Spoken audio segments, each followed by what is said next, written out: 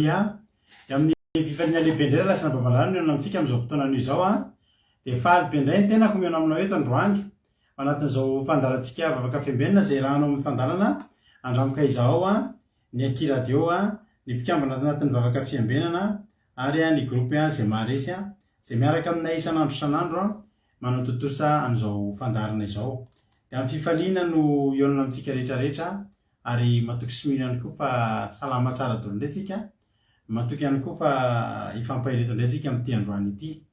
Hiaraka tsika ao anatin'izao fandarana izao. Hiaraka tsika ao anatin'ny adiny iray sasany eo a. Eno hira, eno vavaka, eno toriteny, eno mpamirapilarina ny toriteny. Dia matoka fa raha mahatratra amin'ny farany ianao a, dia tsy takan'ny idiranao teto akory a, no ivoahanao a eto amin'ity toerana ity. Fa tena hery tokoa ianao a amin'ny alalan'ny tenin'Andriamanitra. Ka dia maharetatra amin'ny farany. Arabaina manokana ianao raha tonga eto androany a. Za resy lahatra fa tsy kisindrasindra akory natogavanao teto. Fa tena misy raha ilan'ny tompo anao a.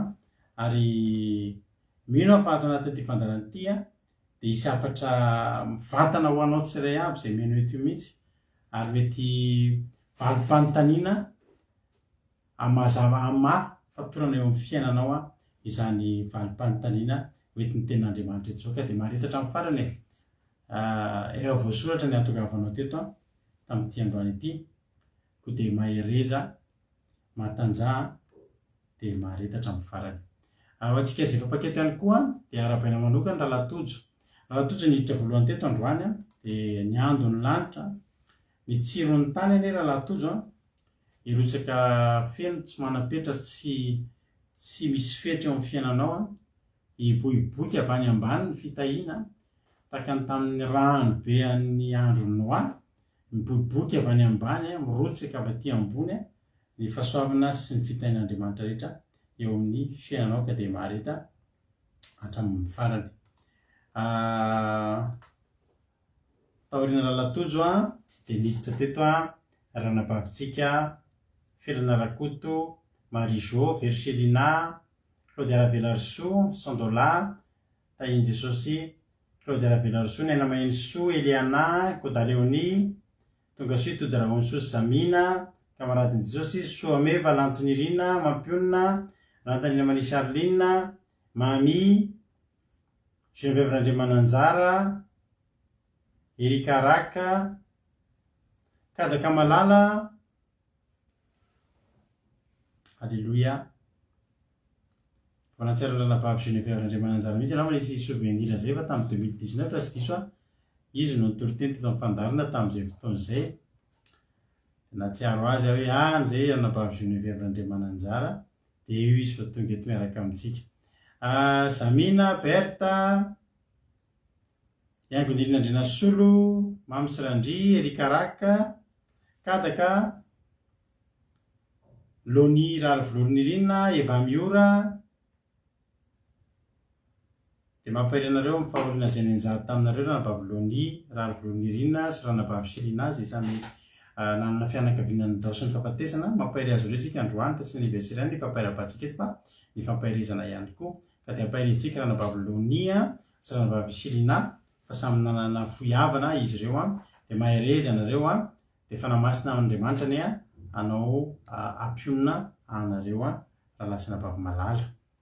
Dia Lovlitina, Tahiny Jesosy, Anova Rosenina, anadahan'ny ranabavintsika Selina, Nambintsomakrina, Lovlitina, Fity, Eva Miora, Tongasoa, Rodine Marie, Jesosy Mahery, ranabavy Mihaja, Mama Valtina, Tongasoa ihany koa Razana Monique, Adrasika Patitsy, Tojo Mikael, Tsisisôrina Mitsodrano, Tina Rakoto Arzaka, Zizi Carla, Tongasoa, Berthe Sava, Yama, Tongasoa, Asy Rakoto Malala, Erika, Bartella, Aurélie, Tahiny Jesosy, Marie Joëva narabaiko teo, Tahiny Jesosy, tsara lehibenana maty ozy izy ranabavy Loni, lasan'izay ny ratsy rehetra mba asosiny tsara indray ny fanadiavantsika raha nabavy malala no hoe ny fanto tahiny Jesosy isika rehetrarehetra. Androany tsika finaritra be ny fotoanantsika androany. Miloha zavatra rehetra aloha dia andao aloha tsika hivavaka. Aloha tonga tsika mivavaka fanombohana ny fotoanantsika androany dia ny anabavintsika Kodaleoni nivavaka fanombohana androany ametraka ny fotoana am-pelatanan'Andriamanitra dia avy eo tsika ary fijona vavolombelona mahafinaritra be tsisy famotinana ny fity androany fa fijona vavolombelona kosa no hoenontsika androany teneniko anao ihany izy nijoro vavolombelona eto fa andolotsika ametraka ny fotoana am-pelatanan'Andriamanitra miaraka amin'ny ranabavintsika Kodaleoni hivavaka ho an'ny fandalana. Tany tompo ary ranabavy Kodaleoni anao ny fitenenana. Tain'i Jesosy paster, tain'i Jesosy atsika rehetrarehetra izay mpanaraka izao fandaharana vavaka fiambenana izao. Dia mbola hiary vavaka atsika nomboantsika ny fotoana. Ry Andriamanitra tomponay eo, misaotra anao izay midera sy mankalaza manome ny voninahitry ny anaranao. Mbola omenao fotoana ahafahanay mihaona aminao anatin'izao fandaharana izao. Misaotra anao koa satria mbola ny fahasoavanao no nahatonga anay toy izao. Fa tsy nirinay, mbola ahafahanay tsirairay tafahoana eto anatrehanao Jesosy malalo. Mbola misaotra anao izay Jesosy eo satria mbola nomenao tombonandro, mbola nitantaninao sy niarovanao tamin'izay rehetra nataonay sy izay nalehanay. Satria te foana ianao niaraka taminay tamin'ny asa nataonay tamin'ny tontolo andro iny noho ny fitiavanao anay. Dia ankehitriny Jehovah Andriamanitra io, raha misy tsy nifanaraka tamin'ny sitraponao izay rehetra nataonay tsirairay avy dia hifonako eto anatrehanao Jehovah Andriamanitra io, mamindrafo aminay tsirairay avy.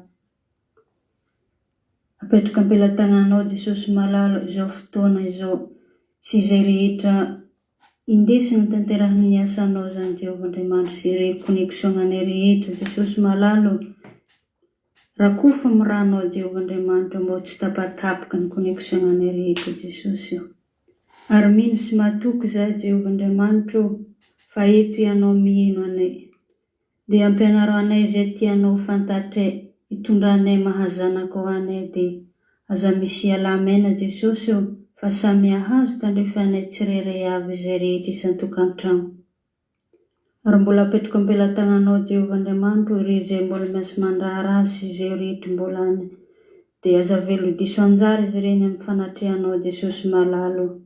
Dia mbola apetraka am-pelatananao koa Jesosy malalo ireo mpanomponao. Amelabelitra eto hoe paster amelabelitra toro-teny eo nivavaka firenena Jesosy malalo. Ianao ny ampitendry lelan'izy ireny Jehovah Andriamanitra. Misaotra Jesosy eo, apetraka aminao ny fotoana rehetra sy izay tanterahina eto. Ninninona Jesosy eo ny zavatra ho tenenin'ny mpanomponao. Ianao no ampiteny ary anao no anatrika eto. Misaotra Jesosy malalo, voninahitra ny eo anao irery fiadanana anay tsirairay avy. Alleluia. Amen. Alleluia. Isaorantsika be dia be ranabavintsika Kodaleoni tao anatin'izay vavaka fanombohana izay nentiny teto amintsika teto izay androany. Dia misaotra anareo rehetra mampahery an'ireo izay nitaonam-pahoriana dia Andriamanitra manakile-pahasoavana ny amaly fitianareo ihany koa. Dia izy mbola tsy narabaiko no arabaiko Eliana tahin'i Jesosy Andrina Suzel asany apôstôly, io asany apôstôly io dia tsy izy akory fa rahalahintsika Alain izay nidira-pahasoavana be mihitsy satria dia vita tamin'ny omaly, vita tamin'ny sabata ny batisany. Alleluia.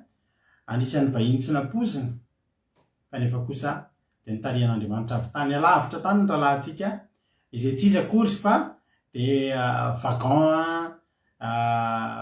vagan ny locomotive anankiray izay tsy izy fa ranabavintsika Erika Raka dia nitarika ny zokiny teto ranabavy mihaja ilay Jesosy mahery io ny anaran'ny kantiny dia ny vadiny ranabavy mihaja ndraiky koa voatarika atao ambadika atao dia tsy izy fa rahalahy Alain izay amin'ny ara-paitsika manokana izy io asan'ny apôstôly io ny kantiny ara-paina manokana izy tamin'ny navitan'ny batisa ho anareo zay teto moa dia nahita ny vavaka zay nataony zay moa dia nanatrika n'izany batisa izany nanatrika tany Madagasikara ranabavitsika Anitra Clarisy ary ranabavitsika Nambina izay mandalo any an-tanindrazana moa amin'izao fotoana izao dia nanatrika ny batisa izay nataony tany ankoatra ny vadiny izay efa teo ihany koa dia izay rehetrrehetra koa ny ary nanatrika teo tamin'ny sabataka dia ara-paina manokana vitsy zay ny fampaherezana tamin'ny resaka fahoriana fa iaraba kosa indray tsika rehetra zay vao eto iaraba andralahy asan'ny apôstôly na rahalahy Alain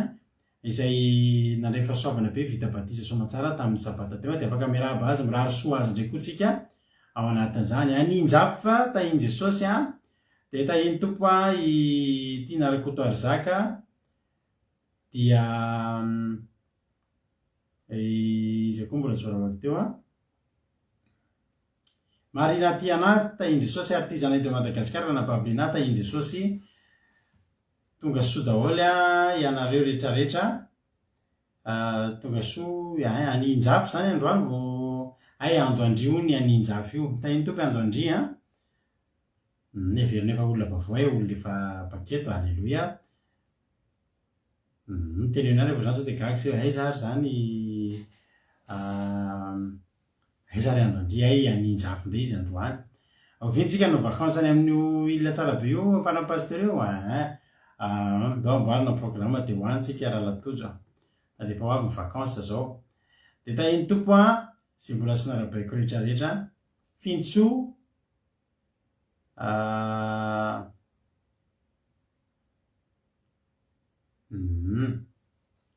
Ravavy isy fahoriana moa Ravavy no isy fahoriana tahiny tompo Terirary Benja tahiny tompo daholo nareo rehetrarehetra andaotsika aloha milohan'ny idirantsika amin'ny hira dia andaotsika eny fijonam-bavolombelona dia sokapatsika tsara ny sofintsika fa eny fijonam-bavolombelona mahafinaritra be tsika sady mampahery no afaka hitantsika tahaka ny ahoana moa Andriamanitra efa mamonjy olona anankiray andao atsika avy hatrany dia eno fijonam-bavolombelona rahalahy Alain izay nentina zay nisy inona moa zany zao zay rika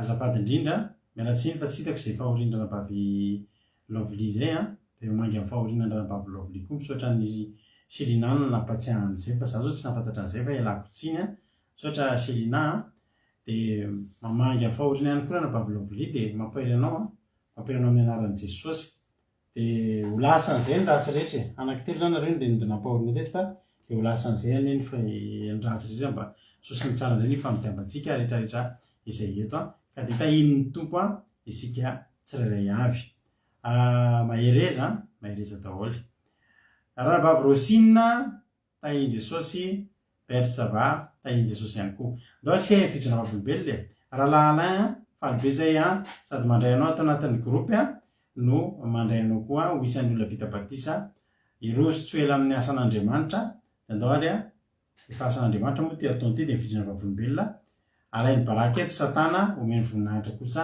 Andriamanitra ndao ary tahiny tompo rahalahy Alain anao ny fitenenana voninahitr' Andriamanitra rery ihany nijoroko vavolombelona aminareo tamin'ny fiainako fa za ry havana malala anisan'ny olona fatorany devolo tamin'ny fiainako tamin'ny fiainan'izao tontolo izao tamin'izany ary nisotro jangajanga tety an'ireo karazana boaty tamin'izany ny andro somasy sabotsy zany no tena mahatorany devolo anaty amin'ny fiainako zany hoe tamin'izany rehefa manala nefa mivavaka mivadika tamin'izany efa nitady an'Andriamanitra efa iny efa mivavaka mandohalika foana misy fotoana izy tratrako tokantrano mandohalika mivavaka zany isan'ny nanenjika azy tamin'izany fotoana izany za raha manamalala efa be tabe ny kasian'Andriamanitra anatin'ny fiainako misy fotoana efa accident moto efa tany ambany camion fampisintomana accident tôbily tapaka ny tapaka ny tanak efa tapaka ny lalandrany ny lozatra tamin'izany fotoana izany mbola tsy natsapa n'izany, mbola tsy nahita, mbola lasa ihany nanohy an'izao fiainana izao tontolo izao. Mbola nanohy an'ireny fitsarakatsaraka, nanohy an'izao fiainana izao tontolo izao. Izaho ry havana malala, tena anisan'ny olona nanenjika an'izany fivavahana izany. Nanenjika amin'ny vadiko tamin'izany fotoana izany totototo. Tety io karazana tendrombohitra io, fa mbola tsy nampiovana ahy. Izany ry havana malala, efa tany anaty lavaka ny latsaka, efa tany anaty lavaka, efa tsy nanana heritreritra intsony teo amin'ny fiainako hoe izaho izany efa nidevoly, izaho izany efa very, efa olombely, efa tsy nalala an'izany. Nananonana ny anaran'Andriamanitra tsy fantako tamin'izany. Nananonana an'izany Jesosy Kristy izany tsy fantako izany teo amin'ny fako. Tsy nanonona an'izany ny vavako, tsy fantako izany. Fa variana teto amin'izao fiainana izao tontolo izao, fatorany devoly teto amin'izao fiainana izao tontolo izao aho. Voafatotra tamin'izany. Izaho ry havana malala, nisy fotoana kasoan'Andriamanitra teo amin'ny fiainako. Nisy fotoana izay mivady, nisy disadisa kely, ady kely, dia nisitaka amin'ny vadiko. Nanomboka teo ny kasian'Andriamanitra, tady an'Andriamanitra, totototo ny tady an'Andriamanitra. Tapitra voatetiko io fiangonana io, satria hamonjy ny fanahiko.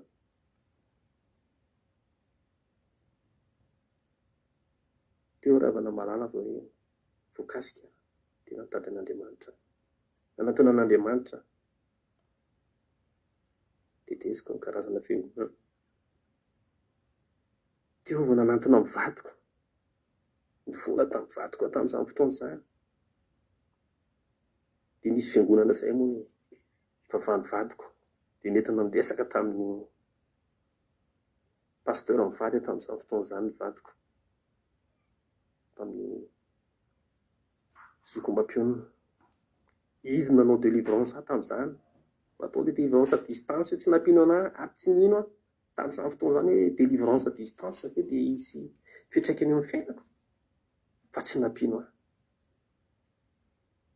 Fa natao délivrance aho, natsapa fa misy zavatra miala tany anatin'ny vatako tany, misy zavatra niongotra, mifampisintomana niongotra. Vita ny délivrance ry havana malala, natsapa maivana aho. Izaho mantsy taloha tsy dia natory izany teo amin'ny fiainako. Andro alina tsy dia matory izany. Alina tena nampijaliany devola isaky ny alina, tena nampijaliany devola ny alina. Tsy matory izany aho, efa madiva maraina vao mahita tory. No vita délivrance aho, tena natory izany any, tena hoe natory, tena natory, tena natory, tena azo tory. Izay nijoroako vavolombelona eto rahalahy. Tsara izany miaraka amin'ny Jesosy, tsara izany miaraka amin'ny Jesosy. Ianao izay mino anahy eo amin'izao fotoana izao rahalahy, mbola tsy tara, ataontsika anaty nan'Andriamanitra. Io, ataontsika anaty nan'Andriamanitra. Mbola tsy tara, ataontsika anaty nan'Andriamanitra. Mahafinaritra samy miaraka amin'Andriamanitra. Be da be nanao n'Andriamanitra amin'ny fiainako. Zavatra fagagana be nanao n'Andriamanitra amin'ny fiainako. Tsy nanam-po mihitsy ny hoe izaho efa tary anaty lavaka tary. Mbola nisy ny sitina ihany tsy tokony hafany. Tsy vita ny sitoniny aho, mbola ny dioviny aho. Mbola ny sasany aho, mbola ny soloany vaovao. Fa ankehitriny kosa efa n'Andriamanitra, efa miaraka amin'Andriamanitra, efa miaraka amin'ny Jesosy. Ianao izay mino anahy eo rahalahy, tian'Andriamanitra oatra anahy ianao. Tian'Andriamanitra oatra anahy ianao. Tian'Andriamanitra oatra anahy ianao rahalahy. Ataontsika anaty nan'Andriamanitra. Ataontsika anaty nan'Andriamanitra. Mahafinaritra izany manana an'Andriamanitra izany. Izany rahalahy efa very, efa tsy nampoziko teo amin'ny fiainana, efa very. Izaho mbola very keto foana. Nananona ny anaran'Andriamanitra tsy haiko tamin'izany fotoana izany. Na mivavaka ary mbola tsy haiko tamin'izany fotoana izany. Fa ankehitriny kosa raha vao niara-dia an'Andriamanitra fotsiny fiainako dia milamina. Natsapa milamina, natsapa an'izany fahasambarana izany teo amin'ny fiainako. Izay nijoroako vavolombelona eto. Ataontsika anaty nan'Andriamanitra rahalahy. Ataontsika anaty nan'Andriamanitra. Mahafinaritra izany miaraka amin'Andriamanitra izany. tsy naninenako niaraka amin'Andriamanitra taloha raha lahy niaraka zany taniaina tao amin'natin'izany miaraka tamin'ny devoly zany tsy nanana fahasambarana tsy nahita fahasambarana zany fitaitaina andafy fitaitainana lafo fa ankehitriny kosa anao vao nanantona an'Andriamanitra niaraka tamin'Andriamanitra natsapa fahasambarana teo amin'ny fiainako natsapa fahasambarana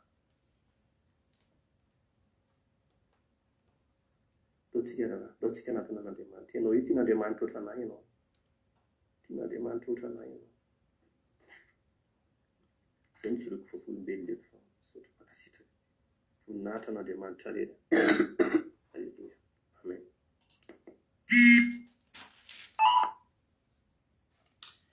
Halleluia. Lehibe Jehova isaorantsika Andriamanitra tamin'izay rehetra nataony teo amin'ny rahalahintsika Alain mahakasika be mihitsy ny fijonana volombelona ary za manokana dia mahakasika ana foana ny fijonana volombelon'olona hoe naditra hoe teny amin'izao tontolo izao nefa kosa nosoton'ny tanan'Andriamanitra dia tonga ao amin'Andriamanitra. Mahafinaritra foana mahita olona mivavaka fa mbola hafa foana amiko mahita hoe olona hoe tany amin'ny lalina indrindra tany no nosotomin'Andriamanitra tamin'ny tanany lava sady mavonjy dia mahakasika foana ny miaino an'izany. Ary voalohany aloha mahakasitraka ny nambavy Kôdaleony aloha dia Andriamanitra manankarena soavina aloha amaly fidianao tamin'ny asa vitanao teto tombozitra dia mitombofa soavana hatrany dia mahereza foana manao ny asan'Andriamanitra.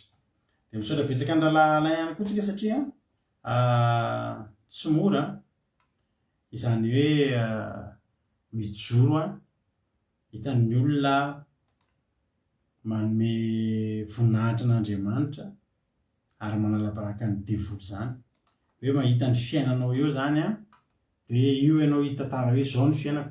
Fa mahafinaritra anahy fa izany rahalahintsika izany anisan'ny tsangam-bato be eto amin'ny fandaharantsika eto satria tena tany anaty lavaka angelavana ny fiainan'iny rahalahy iny.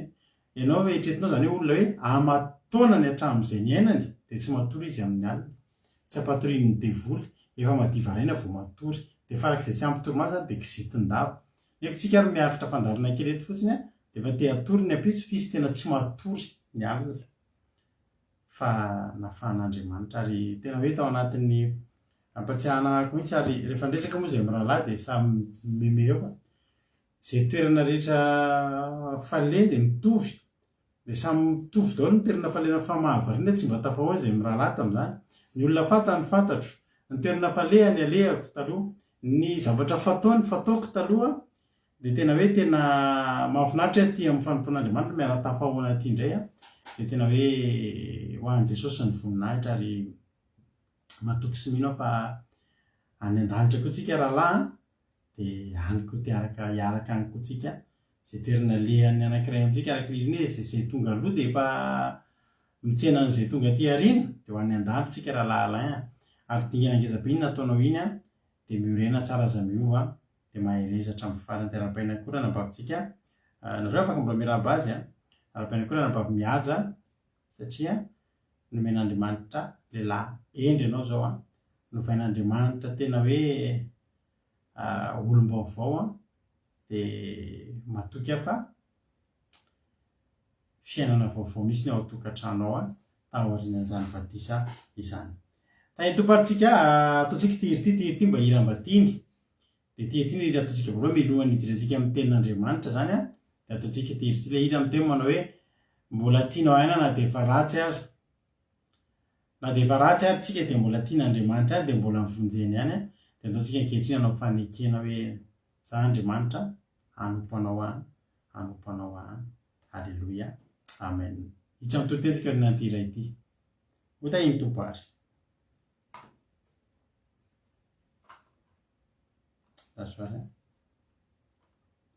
ao ary lasitsika tovitra andralalana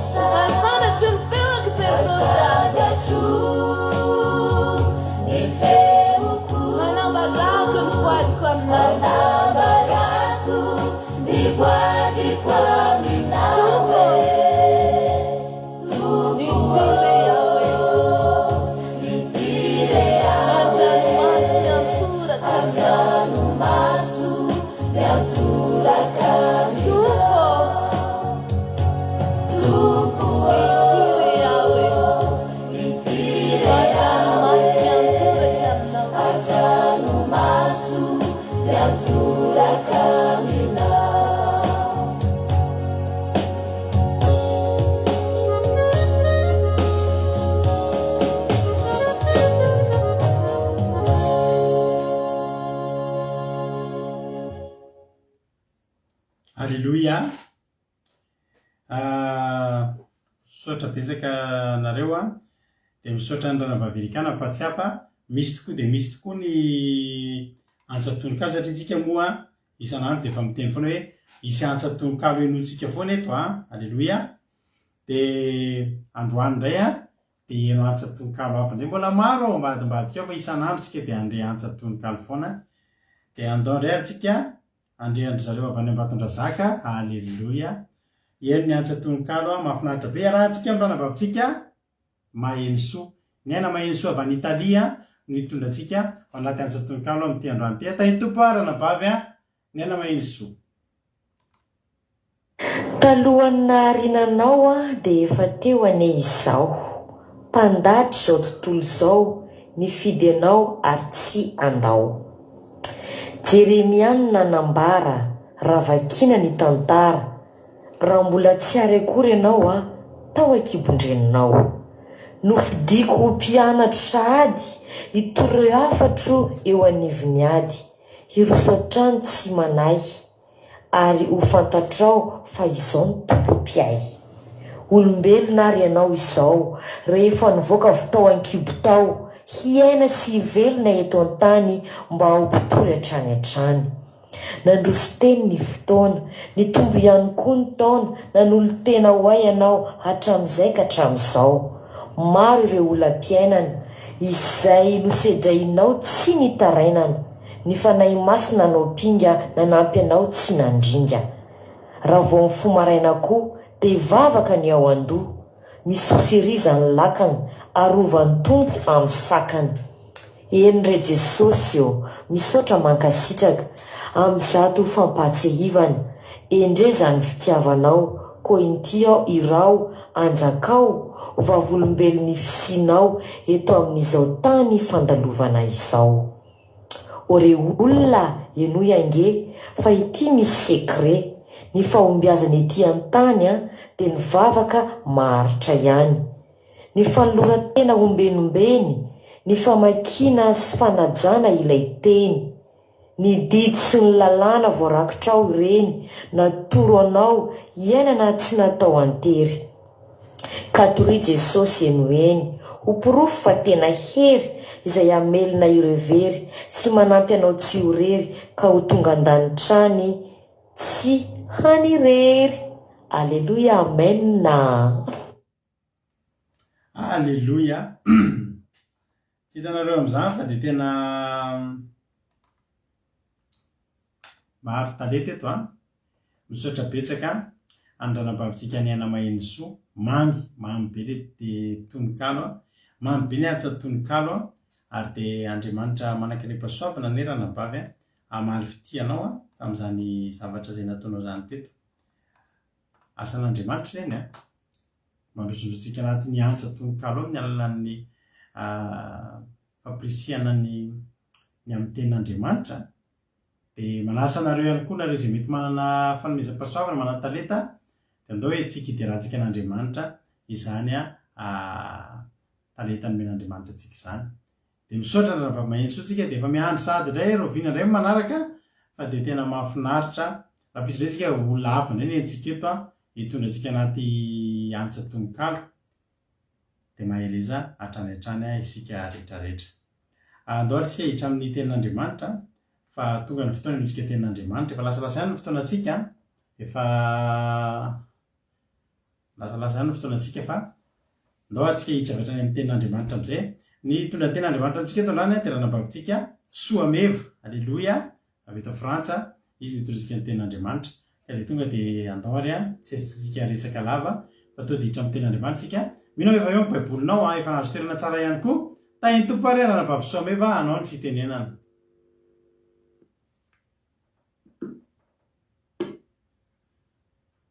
Tahiny Jesosy pastera, tahiny Jesosy atsika manakava, dia mbola manona firenena tokoa amintsika tsirairay avy isa tokantrano mifandaharana andramo kazao izay ato amin'ny grupy izay maharesy. Tonga eto isika rehefa malala ifampahery dia ny toro-teny izay tsika androany moa riavana dia ao amin'ny Exode 20:8-11. Exodosy 2:9 ka hatramin'ny 1:10. Ovakentsika amin'ny anaran'i Jesosy.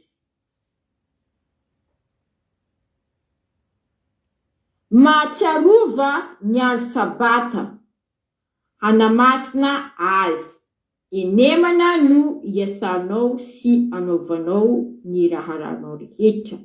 Fa sabatan'i Jehovah Andriamanitrao, ny andro fahafito koa aza manao raha akory ianao amin'izany, na ny zanakao lahy na ny zanakao vavy, na nankizy lahinao na nankizy vavinao, na ny biby fiompy na ny vahinao izay tafiditra eo am-bavahadinao. Fa enemana no nanaovan'i Jehovah ny tany sy ny lanitra ary ny ranomasina mban'izay rehetra ao aminy. Dia nitsatra izy tamin'ny andro fahafito. Izany no nitahian'i Jehovah ny andro sabata sy nanamasinany azy. Amen. Ny soramandry moa ry havana, ny nanomezan'Andriamanitra ny didy 10. Ry hava malala. Misy zavatra ry hava malala mbola tsy fantany maro. Misy zavatra mbola tsy voahevitsika. Misy zavatra mbola jerentsika fotsiny ohatran'izao dia omezana, jerena fotsiny dia omezana. Ry hava malala, Andriamanitra mihitsy no nanome didy 10 ry hava malala. Satria nanao ny tany sy ny lanitra izy sy izay rehetra tao aminy, dia nitsatra izy tamin'ny andro fahafito. Fa andravo tamin'Andriamanitra io andro fahafito ry havana. Zava-dehibe raha miditra sabata ny olona ry havana, fa nasintsodran'ny mihitsiny. Mipetraka tsara hoe fa ho an'izay rehetra mitandrina sabata voatary havana. Izany hoe le fitahiana ka tsy haitsika olombelona, le fitahiana ka tsy hain rakoto, fitahiana ka tsy hain rabea, ka tsy hain rasoa. Raha te azo fitahiana io ny olona ry havana, dia tsara aminy dia miditra sabata izy. Satria io ny didy izay napetraka Andriamanitra, napetraka Jehovah ray malala. Misy voninahitra lehibe any amin'ny sabata io. Voninahitra lehibe napetraka Jehovah Andriamanitra avy aminy nataony tamin'ny sabata.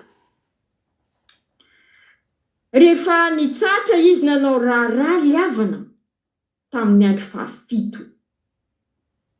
Sabata io, mbola raha fandinihako tamin'izany mety mbola tsy nanana calendrier, mbola tsisy calendrier tamin'izany, fa Andriamanitra dia nanisa andro voalohany, andro faharoa, andro fahatelo, andro fahaefatra, andro fahadimy, andro fahaenina, dia andro fahafito izy nitsatra. Andro fahafito izany nandaran'Andriamanitra azy. Izany izy ry havana. Mahalehibe ny andro sabata ry havana dia andron'Andriamanitra, andro nitsarany io.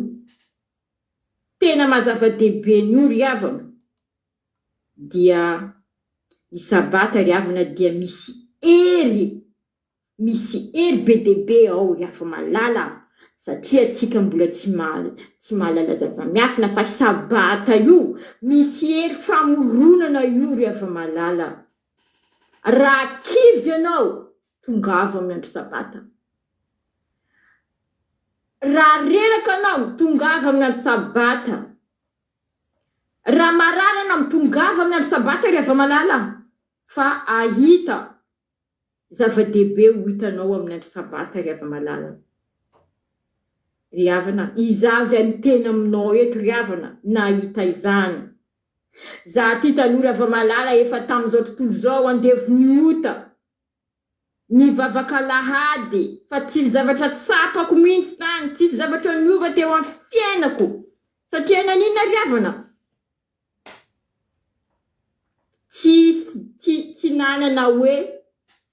tsy nanana hoe hevitra hoe tsy nanana famarinana, tsy nanana inona, tsy nalala zavatra fa hoe ka andro sabata neka namasiny Jehovandriamanitra, andro sabata neka andro tsara, andro sabata neka andro fitsaharany, tsy nalalan'izany diso hevitra ngeza be nirehareha tamin'eny zao tontolo zao nandeha nivavaka lahady lany fotoana tany nefa tsisy zavatra niova teo amin'ny fiainana.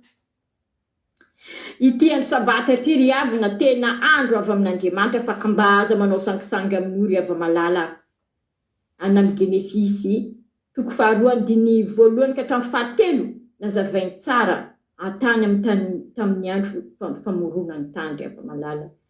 Izy nilaza hoe mbola tsy nasiany Andriamanitra zany tenenjika eto, mbola tsy nasiany Jehovandriamanitra anarana izany tamin'ny nilazany izy hoe andro 7 fa rehefa nanome 10 kosa izy ry hava malala nosoratany dia nasiany anarana tamin'izany hoe andro 7 nataony hoe andro sabata, andro mihitsy nitondrasana anarana hoe sabata eto ry havana. Dika sabata izany eto ry havana sabotsy izany teny gasy sabotsy ka notahensiny amasiny io andro izany ry hava malala ny mahadangere io andro sabata io ry havana. Mahatsiarova ny andro sabata ho izy anamasina azy point ry hava malala. Misy mirakla ao amin'ny andro sabata ry havana. Ijoro vavolombelona kely za aminareo, kely izy raha tenena fa ampy zany ngeza be satria nandalo teo amin'ny fiainako ary zavatra tsy nampoiziko no niseho teo amin'ny fiainako. Era malala ho za fa efa nirehareha tamin'izao tontolo izao nde vonota nde andro ry havana nijery Facebook za tamin'izany andro zany tamin'ny 2019 décembre 2019 efa farafaran'ny taona teo zany de mba nijerijery Facebook teo de iny fa nisy pasteur anankiray izy manao lamba bleu zay de nitoroteny izy nakasika na be nitoroteny ry hava malala. Hitatsika tsara zany amin'ny fandarina andramaka zao rehefa manomboka de amin'ny voalohany pasteur mitondra automobile manao lamba bleu avec les lunettes de soleil iny toroteny zany ry hava malala ary souvenir be amiko iny toroteny iny nienregistreko isakan'olo manao demande miza de partageko an'iny tsy diso za mipartage iny toroteny iny amin'olona zany izy ry hava malala de nataoko demande moa izy de za moa tsy nieritreritra hoe hovaliany pasteur ty mihitsy ho any demandeko ty satria za tamin'izany ry hava malala mbola manao peinture mitary kalamena volo tsisy zavatra mihitsy afantarana za tamin'izany ry hava malala. Nataoko demande amizy de naaccepteny nefa za tamin'izany ho zaho tamin'izao tontolo izao ry hava malala. Mariko eto fa toroteny tamin'ny andro sabata nanaovako demande amizy aloha de tafaran'iny moa toroteny de tonga sabata de toroteny izy. Za mbola tsy tao anatin'ny groupe, za mbola tsy malala izy fa hoe za aminy fotsiny de rehefa mitoroteny moa izy de misy notification ty amiko de rehefa tonga zany sabata misy notification de nijery za de nitoroteny izy nitoroteny nanao hoe mifadia ho izy biby maloto izy de iovan'ny fiainanao izy afaka naretinao izy fa raha tsy miova izy anatin'ny 2 mois izy alevy baraka eto. Era malala ry havana fa za olona taizana retina be mihitsy reraka marary mafana marary mangatsika marary mihinan-javatra tsy voacalcule marary, tsy mararirary fotsiny zao any amin'ny urgence. No ninona tsy fampian-drà, tsisy rà ao anatin'ny vatako. Ny masoko tamin'izany ry Hava-Malala mavomavo be any, tarehiko mangana mihitsy any, moloko ina maina be, fotsifotsy be, de makekika misimisy odotra ratsy be mihitsy, ratsy tena ratsy. De ny oko iny mavo be, ny felan-tanana iny mavo be, ny felan-tongotra koa takan'izany ry Hava-Malala. Mihinam-panafody isan'andro.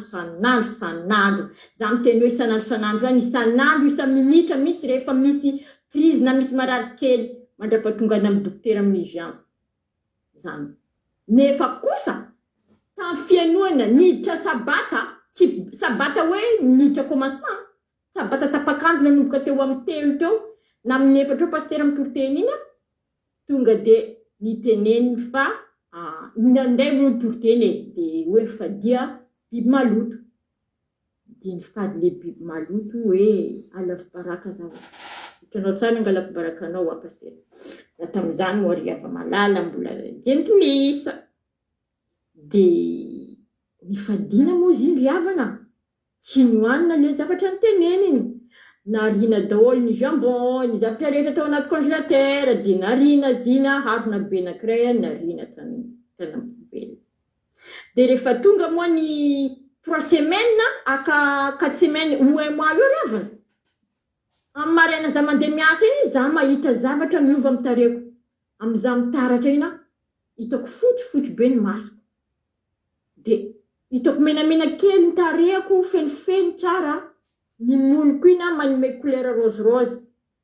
De jereko ny tanako rose-rose kely, jereko ny loko rose-rose kely, ary ny mpiara-miasa ao amiko koa de efa matsikavitra le izy hoe miova hozy anao, de lasa bonne mine hozy zareo fiteny zareo aty. De faly be za tamin'izany sitrana zaho afa. Tena sitrana zaho afa. Tsy fantako mihitsy hoa ahoana ho aza occupasitera. Ary koa ry Hava-Malala, teneniko aminareo mihitsy fa tsisy délivrance zany nataon'ny pasitera tamiko. Tsy zay mbola tsy nifankalala, tsisy délivrance, tsisy hoe nino, tsy tena avy taminy fa tenin'Andriamanitra zay nitorino na rako. Zany tamin'ny andro sabata zany ry Havana, niditra ny andro sabata. De vita iny ry Hava-Malala, de niditra tamin'ny mivavaka zay koa amin'ny ariva, de tapa-kevitra tout de suite za hoe anao batisa. Amin'izany efa nahazo fampianarana tamin'ny ravavy mampionina koa moa, tsy de nijereko loatra fa amin'le pasitera mitoroteny hoe tsy manao pataloha, tsy manao zao. De efa tonga de azoko ny zavatra teneniny tonga de za miteny hoe za anao batisa ho azy. Tonga de resy latra be za hoe anao batisa. Niditra tamin'ny rano batisa koa ry Havana. Teo ry Havana, ny tamin'ny talohan'izany koa za miasa, fa miasa isan'andro, miasa weekend. Ahoana hoa tenaovako sabata ry Jesosy fa nazaza ty miasa weekend. Ahoana hoa naovako an'ity hoa, ny olona rehetra manao sabata, za miasa nefa tsy hanao sabata. De nisy asa ry Hava-Malala efa nanaovako demande efa efa mandeha 4 ans 5 ans, niantso anahy izy ireo tsy miasa weekend. Mandrakatiny androany ry Hava-Malala tsy miasa weekend mihitsy za zao, na miasa amin'ny fanjakana na miasa privé, tsy miasa weekend. Ndraindray zareo miteny hoe mbangatany anao hiasa weekend. De atsoko Jesosy fantatrao zany fa tianao sabata za, de andranomaso be za miteny an'izany. De miantso amin'ny pasitera za, tsy afaka anao commencement fa andeha hiasa ndray. Tonga any zaho, ninona hoy zanareo? Tsy miasa anao fa ndana mody fa misy olona hafa io isolo anao. Ohatr'izany foana 3 fois 4 fois zareo miteny hoe miasa sabata za, de tsy mbola miasa sabata zany mihitsy. Satria nanina? Mitandrina ny andro sabata ry Hava-Malala, tsy avelan'i Jesosy anao rehefa ao aminao ny fitandremana sabata, rehefa aminao tsy finanana zava-padina, de tonga Jesosy manampy anao foana. Tsy maintsy mitandro androna sabata anao rehefa niditra sabata amin'ny fonao rehetra ry Hava-Malala. Misy miracle ao amin'ny sabata ry Hava-Malala. aza atao tsinitsinina ny andro sabata ry havana. Na zao ry hava malala, ninona ny problème? Dia za miteny amin'ny Jesosy hoe, Jesosy ahitanao problème koa fa hoavy sabata io miditra sabata, efa tsy androko mihitsy rehefa misy problème za hoe hiditra sabata zany, miandry sabata ho tonga.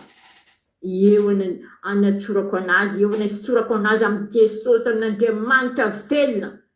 Afaka ny tsy maintsy mandresy rehefa miaraka amin'Andriamanitra, indrindra fa anao manaja ny andro sabata rehefa malala.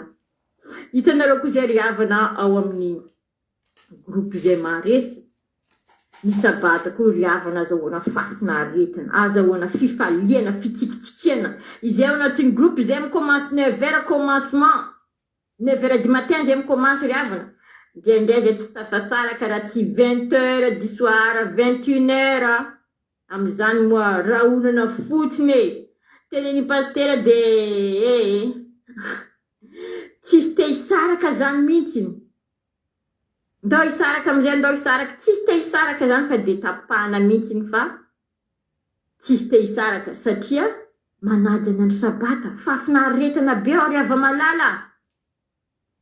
Ka manainga isika rehetra mba hiditra ny andro sabata ry hava malala, mba reso ny batisa, midira batisa ry hava malala fa efankaiky Jesosy Kristy Tompo Andriamanitra velona, mba hitsena izy eo amin'ny rony lanitra isika rehetra, dia sa mahita ny fahasoavan'Andriamanitra isika rehetra ry hava malala rehefa miditra amin'ny sabata. Dia ho an'Andriamanitra irery ihany voninahitra, dia rena Jehovah Andriamanitra ray tompon'ny sabata, mankasitrika Jesosy Kristy tompon'ny sabata dia mankatoa anao zay Jehovah Andriamanitra ray tsy piainy fotsiny zay teto fa piainy sy mankatoa. Alleluia, amen. Tahiny Jesosy koa pasteur amelabelatra. Alleluia, amen. Alleluia. Mankasitraka ranambavy Soameva, mankasitraka azy sika tanatin'izany toriteny miredareda. Misy olona rehefa miteny dia mafisina ny micro, fa izy rehefa miteny dia ahena ny micro aty aminay eny tsara foana ihany. Misaotra anao zay satria nitoro zava-mahafinaritra anao teto ary nanome torohevitra mahafinaritra ny olona ianao fa tsy hoe ary hosarentsika amin'ny olona zany androany satria betsaka tokoa ny olona mety mbola tsy mahalala ary mety mieritreritra ny olona hoe rendrarendra na mba te hiavaka amin'ny olona na tsy fantatro avy any mety hoe manao hoe andao hanao sabata, tanana sabata fa tsy efa tany amin'ny famoronana dia efa napetraka Andriamanitra io andro tsy andro tsotsotra fa tena andro masina, tena andro masina, tena Jehovah Andriamanitra mihitsy nanamasina an'izany andro zany, zany hoe zavatra tena lalina be mihitsy zany ary zavatra tsy vitan'ny hoe zavatra tsotsotra nataingitaingina fa tena iorenana zavatra ngezabe mihitsy. Ary fantatsika moa fa nisa 7 dia isan'ny fataterahana ary mifanohitra amin'izany dia nisa 9 dia isan'ny tsy fataterahana ary nisa 9 dia ampiasain'ny devoly fa nisa 7 kosa dia ampiasain'Andriamanitra. Hoy ny ten'Andriamanitra hoe Exode 2:9 dia misaotra reo koa mankasitraka an zareo fa mampahiry an zareo fa kasirany nataonareo dia tombozitra hatrany ranabavy Soameva. Exode 2:9 mahatsiarova ny andro sabata hanamasina azy, mahatsiarova. Iny amin'izany hoe mahatsiarova arak'izany mihitsy mahatsiarova, tsarovy, azadino. Alleluia. Tandremo. Mahatsiarova ny andro sabata hanamasina azy. Nazavain'Andriamanitra mihitsy enemana no iasanao sy hanaovanao ny rahanao rehetra. Manana enin'andro zany tsika hanaovantsika ny rahantsika rehetra, zay tokony ataontsika rehetra ataontsika daholo mandritra ny enin'andro. Nomen'Andriamanitra alina tsika mba ho fitsarana. Fa na ohatra ary hoe tsy vitanao tamin'ny atoandro, fitainao amin'ny alina, tsy dia fahotana zany. Fa ny tenin'Andriamanitra hoe ny enema dia nomenanao ataovin-drarahanao rehetra. Izay rehetra tokony ataonao dia ataovy mandritra ny enin'andro, ary Andriamanitra tsy adala raha nanome antsika enin'andro anaovana ny rahantsika. Satria raha 2 andro na 3 andro dia fantatr'Andriamanitra mety tsy ho vitantsika izy rehetra. Fa enin'andro vitan'Andriamanitra mihitsy no nandinika an'io, ary fantatsika tsara fa zavatra rehetra nataon'Andriamanitra tsy mba misy fahadisoana dia kely. Raha ohatra ianao mitany hoe tsy ampy anahy ny enin'andro dia diso ianao.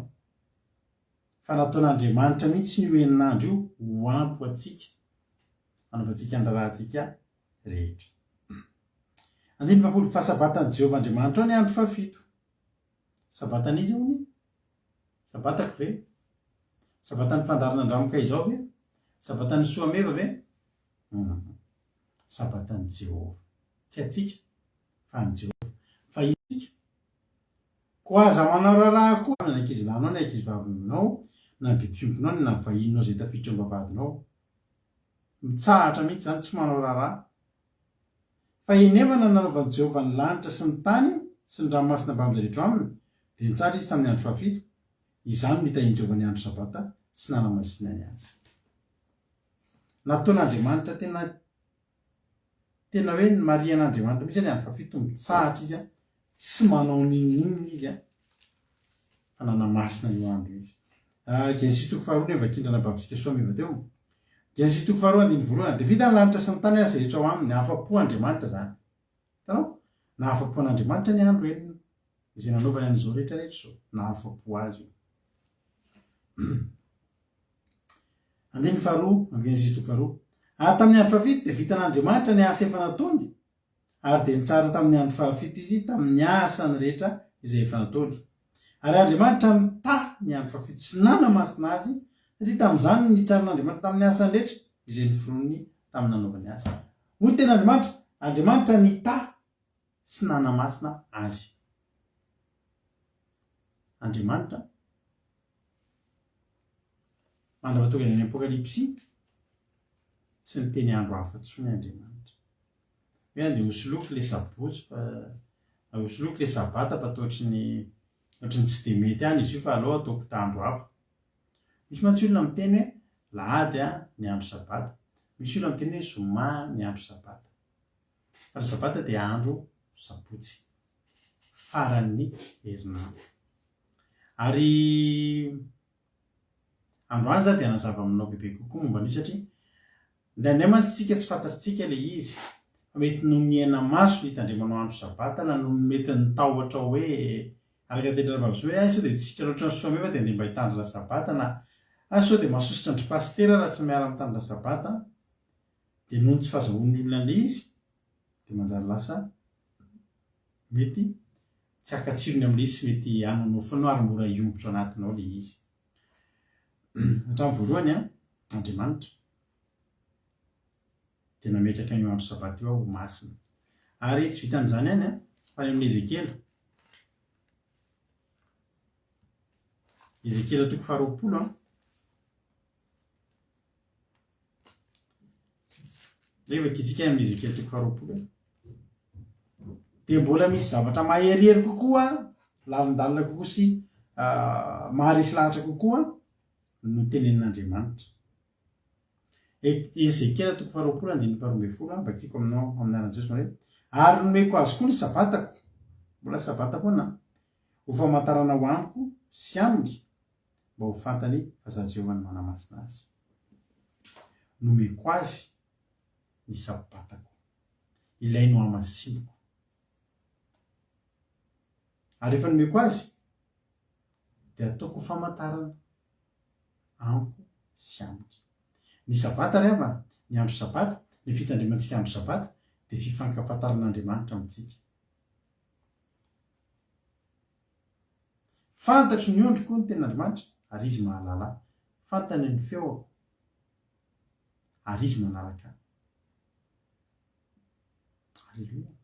Zany hoe ilay andro sabata zany fifankafantarana, fifampidirana, fifankafantarana ohatrany hoe zay manao akanjo fotsy rehetra ohatra na zay manao miditra amina trano fivoriana anankiray dia zay rehetra mitovy hevitra miditra anatin'io trano io dia fantatra fa anatin'io trano io fahamantarana rehefa misy fifidianana filoham-pirenena ohatr'izany dia samy manana ny QG ny candidat tsirairay avy dia zay rehetra miditra ao amin'ny anankiray dia momba ny anankiray iny zay raha tsy hoe pitsikilo ampy ny sabata zany dia famaritan'Andriamanitra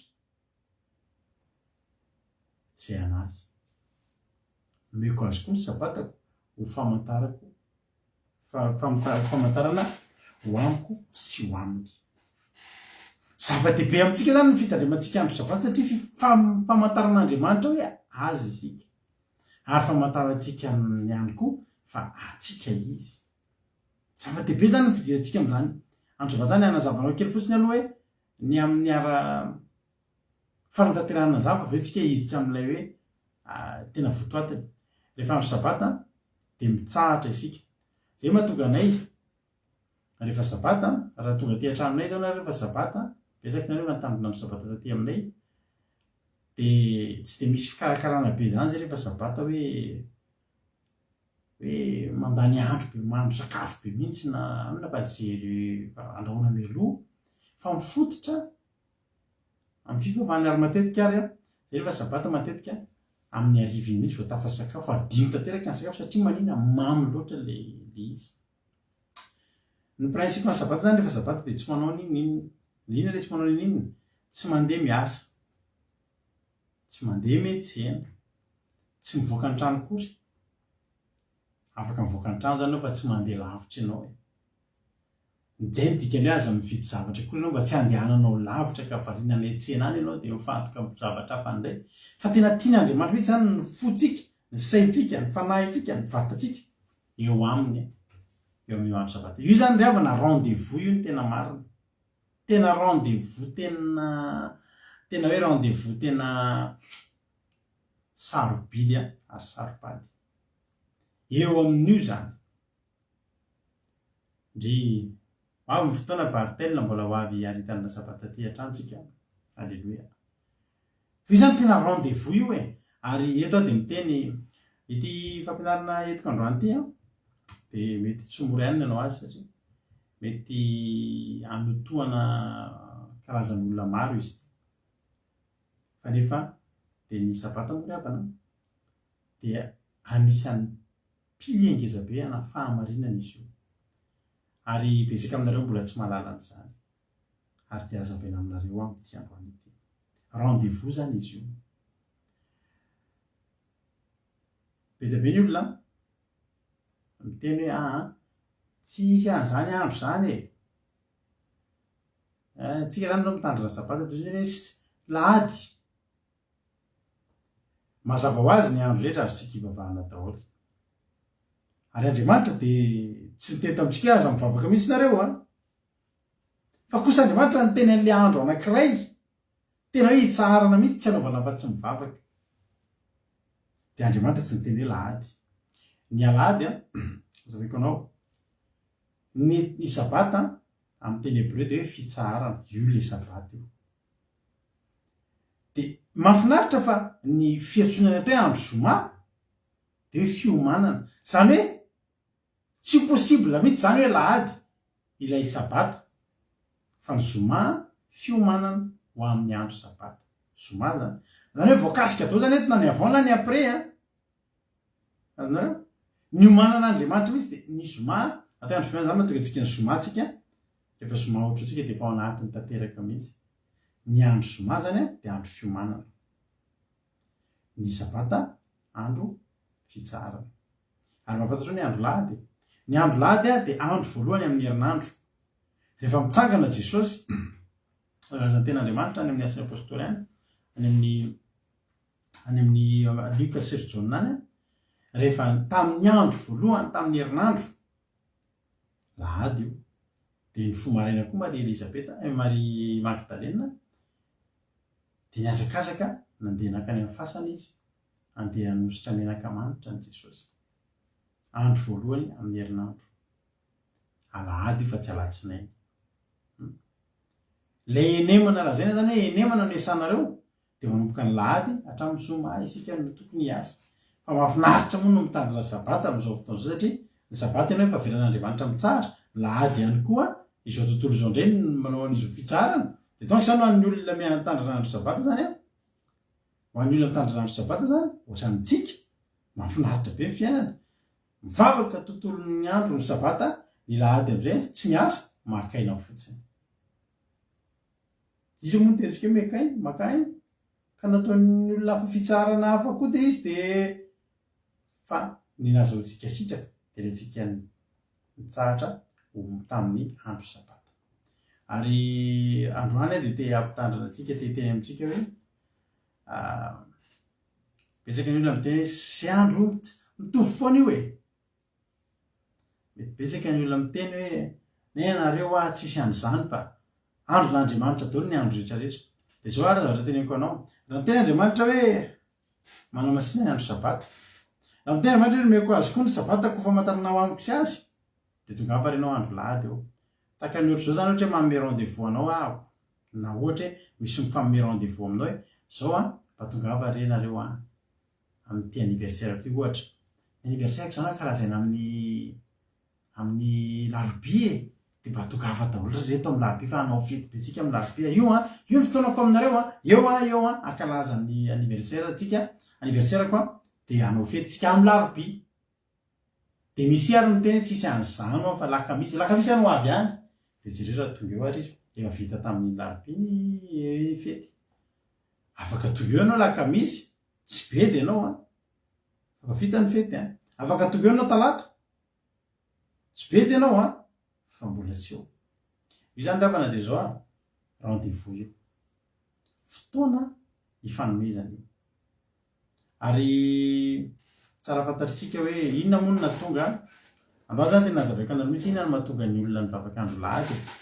Ary mbola raha tsy kotiana be dia be mihitsy ny olona mivavaka lahady no mivavaka sabata. Be dia be mihitsy raha hoe kristianina zany dia be dia be lavitra mihitsy ny mivavaka andro lahady noho ny mivavaka andro sabata. Zay fa raha miresaka aminareo hoe andro sabata dia aza mieritreritra ianareo hoe nomboka tamin'ny 2018 zay nanao an'ity fandarana ity dia hanomboka apiditra anatin'ny sainareo an'izany hoe sabata zany. Ny sabata dia tsy zavatra vaovao. Ny sabata tsy hoe manao zavatra vaovao tsika, manangana fampianarana vaovao, fa ny tena marina dia zao efa teo foana ny sabata fa rava dia ny ataontsika eto zany zao dia manangana ny efa rava. Ny tanjo ity fandarana ity hatramin'izay eo ihany hoe hampahery anareo. Halleloia. Ary faly zay raha ohatra nareo mba mahery amin'ny alalan'izao fandarana ataontsika izao. Dia mifantoka amin'ny fampaherezana anareo izay mivady. Fa ny tena lohalaharana eto amin'ity fandarana ity dia ny fananganana ny fahamarinana efa rava io. Halleloia. Ezekiel 36:10 ohatra vakitsika. Ny ten'Andriamanitra hoe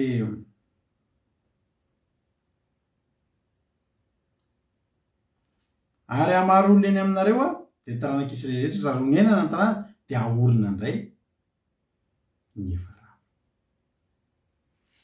Ahorona indray ny efa rava. Isaia 61:4 ohatra. Dia ny ten'Andriamanitra manao hoe koa hatsangana ny efa rava hatry ny folo vahakolo ary amboarina ny efa lao hatramin'ny fahiny. Dia hoavoazina indray ny tanàna rava izay efa lao hatramin'ny taranaka lasa ela. Halleloia. Zany hoe tsika ito zany tsy hoe fampianarana vaovao na mitondra zava-baovao aminareo na dia vaovao aminareo aza meno an'izany, fa fananganana ny efa rava eo. Fa hatramin'ny famoronana, hatramin'ny apokalipsy dia natokan'Andriamanitra ny andro sabata mba hitsarana sy hivavahana fa tsy andro lahady. Ny alahady indray dia tsy Andriamanitra nanendry an'izany. Ny alahady indray dia tsy Andriamanitra nanendry an'izany, fa ny alahady indray dia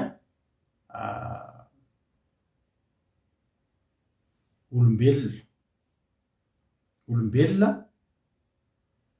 no namorona ny andro hoe lahady natao ivavahana fa saingy-olombelona nandray baiko ary raha na zavazavatra lalindalo anao androany mety atohana anao ty mety ahagaga anao zavatra zay teneko fa araka ny tenenay taminareo moa hoe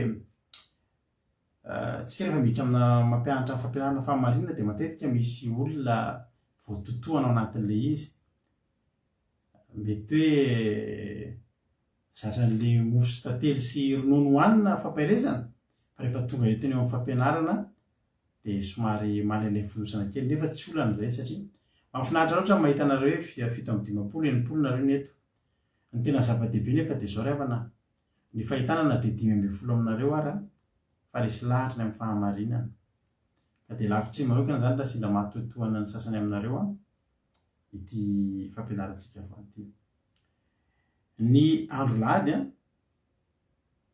dia fiangonana ngezabe no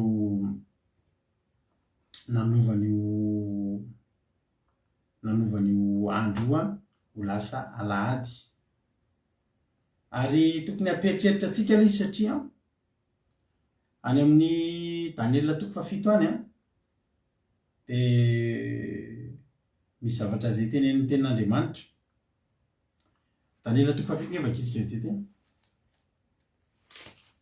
Daniela 7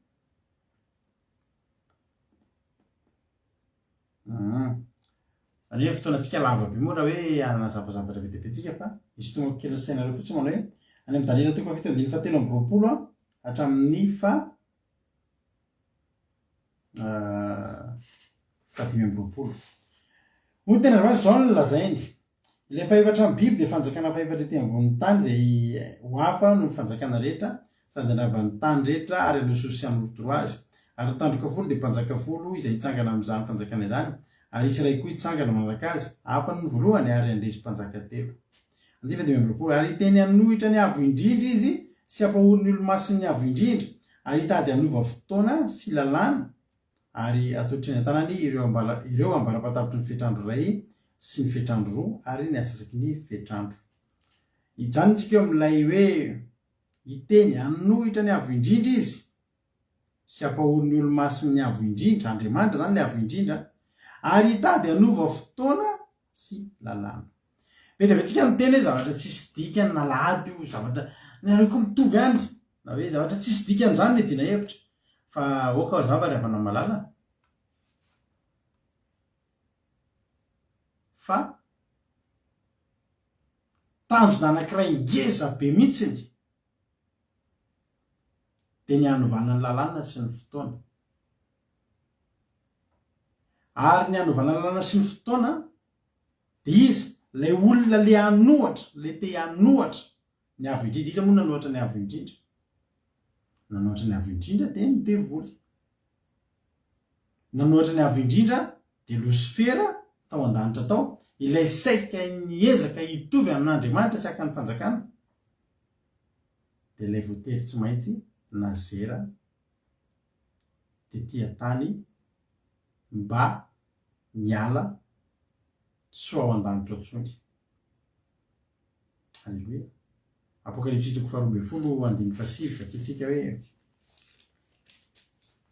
Apocalypse betsabetsaka ny verset jerisika androany satria tianay mba hoe tafirina tsara nareo Apocalypse 2:7 ny ten'Andriamanitra manao hoe ary nazera 7 aloha nisy ady tany an-danitra Mikaela sy ny anjely niady tamin'ilay drakona ary le drakona mba amin'ny anjeliny kosa dia niady nefa tsy nary izy ahoana ianao ny andresan'Andriamanitra sy ny anjeliny ary sady tsisy toerana ho azy tsony teny an-danitra tsisy toerana ho an'ny devoly tsony teny an-danitra 7 dia nazera ilay drakona sy ny menarana ela izay atao hoe devoly sy satana izay mametaka izao tontolo izao dia nazera tamin'ny tany izy ary ny anjeliny koa niaraka nazera taminy ry havana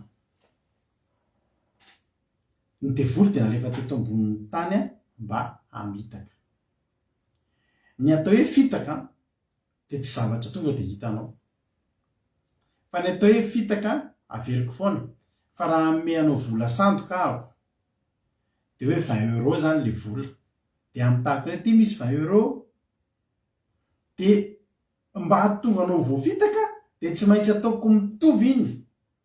Tsy hoe anomeanao vola 20 euro dia lasa menamena sy misy soratra hoe 10 euro le izy, hoe 10, fa tsy maintsy mangamanga dia misy soratra hoe 20, dia faharirena nahazo 20 euro. Saingy rehefa nandinika ianao ampitovianao ilay 20 euro tena izy sy le tsisy dia fantatra hoe tia sandoka. Ny devoly dia nanao andro anankiray koa mba nanao takan'Andriamanitra, andro iankofana, andro ivavahana, andro hitsara. Andriamanitra ny teny andro sabata, fa ny devoly izay nalatsaka teratany dia tonga mba hamitaka dia miezaka novan'ny lalàna sy ny fotoana. Inona le lalàna? Ny didy faefatra ny vakindrana babitsika teo, lalàna ny didy. Ary inona ny fotoana? Ny sabata dia novainy lahady.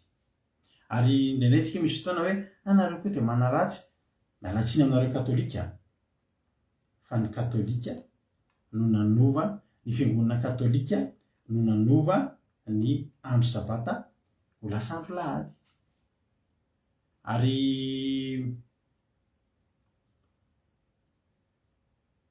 tena lalipaka le izy satria zao tena voaletika tanatin'ny fampianaran'ny olona ny famondrana fanakisahana kely an'ilay fanovana an'ilay andro sy ilay didy, anovana ny lalàna sy ny andro, ny anovana ny lalàna sy ny fotoana, dia tena tamina fitaka be vava.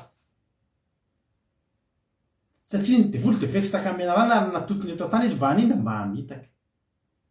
Dia zao io andro ihany nakisany fotsiny, fa ny zavatra tokony atao ato ihany no aseny atao ato. Azonareo ilay fitaka. Ny zavatra tokony atao amin'ilay andro sabata ihany dia 20 euro ihany, samy mangamanga ihany, samy misy soratra 20 euro ihany, samy midera ihany ny atao ao, fa le fotoana nakisaka. Satria maninona? Te hanohatra an'Andriamanitra. Ary manaraka an'izay daholy, le fanoheran'izay, ilay voateny tao amin'ny Daniela 7 teo, ilay hoe anova fotoana sy ilan'ny vakina.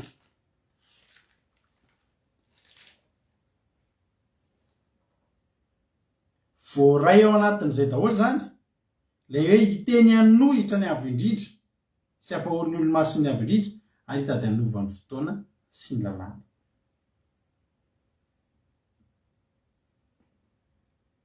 Dia manaraka tao anatin'izay fitak'izay daholo amin'izay, ny fanovana ny fotoana sy ny lalàna, ny fitenenana hanohitra ny avo indrindra sy ny fitenenana zavatra mihoapapana ho ny fomba ho ny tenin'Andriamanitra. Ny eo ihany zany dia mahatonga ny olona mitovy ihany re zany, sendra mba andro anankiray fotsiny io, fa tsy maninona zany io. Betsaka moa ny olona mitondra fampianarana hoe io tena novaina lahady mihitsy io ka, tena ny apôstôly zany tena tamin'izany fotoana zany tena be dia be loatra ny jentilisa, tena tsy zatra n'izany mivavaka sabata zany, fa lahady ny fivavahana. Tena marina ke zany.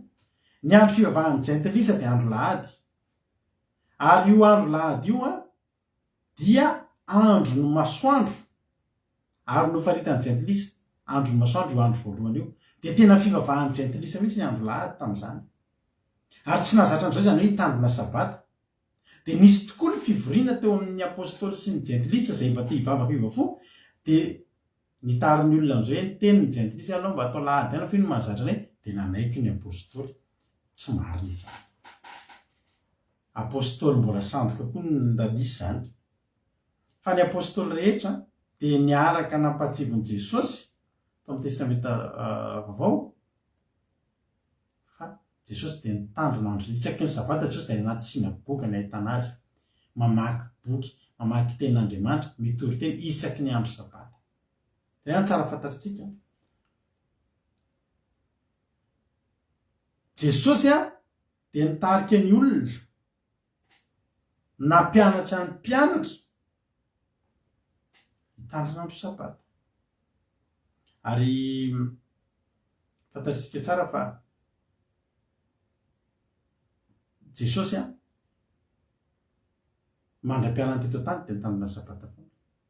Ry Paoly ry havana. Dia sady nitandrin'andro sabata no nampianatra sy nitarika ny olona nitandrin'andro sabata. Ary zao ny tsara fantatrao, zany andro sabata zany ry havana, hatrany an-danitra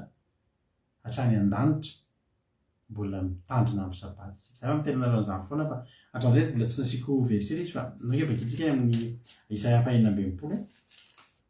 Isaia 4:20. Isaia 4:20 andininy 2:20 nge vakitsika. Zao ny ten'Andriamanitra. Iloko mihitsy angatahako mihitsy anao mba hihaino tsara. Angatahako mihitsy anao mba tena hihaino tsara. Isaia 4:20 andininy 2:20. Fa tahaka ny lanitra vaovao sy ny tany vaovao izay ataoko no aharitra eo anatrehako Jehovah. Lanitra vaovao sy tany vaovao. Dia toy izany no aharetany taranaka sy ny anaranareo. Ary isaky ny voaloham-bolona sy ny sisa-tsabata, zany hoe any amin'ilay lanitra vaovao sy tany vaovao iresaka io isaky ny voaloham-bolona sy sisa-tsabata dia ho avy ny nofo rehetra ekoako eo anatrehako Jehovah. Zay teny fanareo nareo tsika zatra mitandrina sabata eto tany tika échauffement entraînement mba tsy ahakagatsika be any an-danitra any raha ndre finy ty sabao aizitsika fantatritsika amin'izany fotoana zany fa eo atendrombohitra masina isika any an-danitra any samy any amin'ny fitoerantsika any amin'le toerana misy volamena misy vatosoa tsy mbola fahita hatramin'izay ny tranontsika ilay namboarina ho atsika dia andeha amin'ny lalana volamena dia hiakatra eo atendrombohitra masina aninona any tsika mbola hitandrina sabata tsika amin'izany fotoana zany. Lanitra vaovao sy tany vaovao andininy 4:20 isaky ny voaloham-bolona sy sisa-tsabata dia ho avy ny nofo rehetra ekoako eo anatrehako Jehovah. Ary dia ity ny tena zavatra ampitandremako anareo androany. Ry havana. Le vakitsika to Ezekiel 20:12 dia Andriamanitra teny fa nomeko azy koa ny sabatako ho fampahafantarana amiko sy aminy. Sabata no afantaran'Andriamanitra antsika anazy tsika. Dia jerenareo amin'izay amin'ny 4:20. Ary ivoaka izy ireny, iza zany le ivoaka? Le olona hitandrina sabata zany. Ary ivoaka izy ireny ka hijery ny fatin'ny olona izay efa nihodina tamiko. Fa ny kakany tsy ho faty ary ny afo ny tsy ho vonoina fa ataony nofo rehetra ho fahavetavetana izy. Iza le nihodina tamin'Andriamanitra. Dia izay nanaraka ilay mpihodina nanovany lalàna sy ny fotoana ilay nazera teto tany. Ry havana, any no ariana any zany, any an-danitra any misy olona ivoaka velona mandrakizay ireo olona ivoaka andeha hitandrin'andro sabata dia mijery karazan'olona hafa indray maty eny an-dalana eny. Izy ireo ireo nihodina tamin'Andriamanitra. Ry havana, ny fanarahana ny fampianaran-diso ny fialana tamin'izay rehetra napetraka Andriamanitra tamintsika dia fihodinana amin'Andriamanitra. Zany teteny amintsika androany. Mety manindro anao ty teniko ty ary mety tsy zakanao ty zavatra teneniko ty fa mahavery ny fivavahana amin'ny andro lahady ry havana malala. Mahavery ny fitandremana ny andro lahady. Jerenao tsara, tsisy miteny mihitsy tsy mivavaka aza mivavaka na rehefa andro lahady. Fa averiko ny fitandremana ny andro lahady. Zany hoe ny fanolonao, ny fanakisahana n'ilay andro izay voalaza fa nezahana natao mitovy tamin'ilay ihany fanakisa fotsiny ny andro sy ny fotoana, ny lalàna sy ny fotoana dia niditra tao anatin'ilay fitaka. Niditra tao anatin'ilay fitaka. Ary le fitaka dia teneniko anao ihany fa betsaka ny voafitaka anatin'ilay izy. Be dia be. Ary le fitaka io dia fitaka tena lalopaka ary fitaka tena avoleta. Dia jerenao tsara taloha zao ny fiangonana katolika dia natanjaka be mihitsy. Ary ny fiangonana katolika ihany no nanana solotena hoe sady solotena mpanjakana no solotena mpivavahana dia ny papa zany. Ary tamin'izany fotoana zany tamin'izany taona efa ela be zany natanjaka be mihitsy zany hoe fitondrana papaly zany. De ny fitondrana papaly de sady de mitondra ny lafiny ara politika no mitondra ny lafiny ara-panjakana sy ara-pivavahana zany. De tena betsaka ny tandrevaka, betsaka ny zavatra brioka samy fiangiany ny filazantsara. Ary na tonga tamin'ny taona 500 tany hoany de nisy an'ilay lehilahy anankiray atao hoe Jean Calvin sy le hoe Luther King, le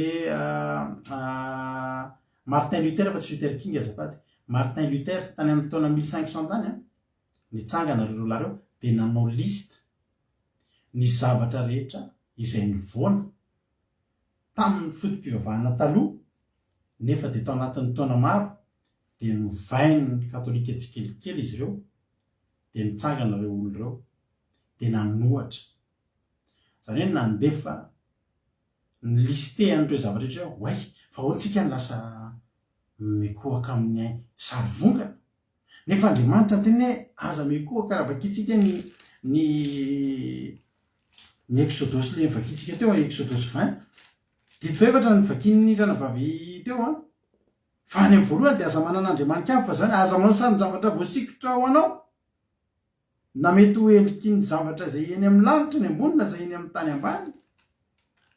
De te antany anareo tsy hoe fanaratsiana fiangonana katolika fa iza moa ny tompon-daka amin'ny resaka sarisary vongana amin'ny resaka fivavahana ny katolika. Ao ry Maria, ao ry Jesosy zazakely, ry fo masiny tsy haiko aby Maria, tsy fantatrao be de hoe masin-da izy aby ohatr'izay. De nitsangana zany Jean Calvin sy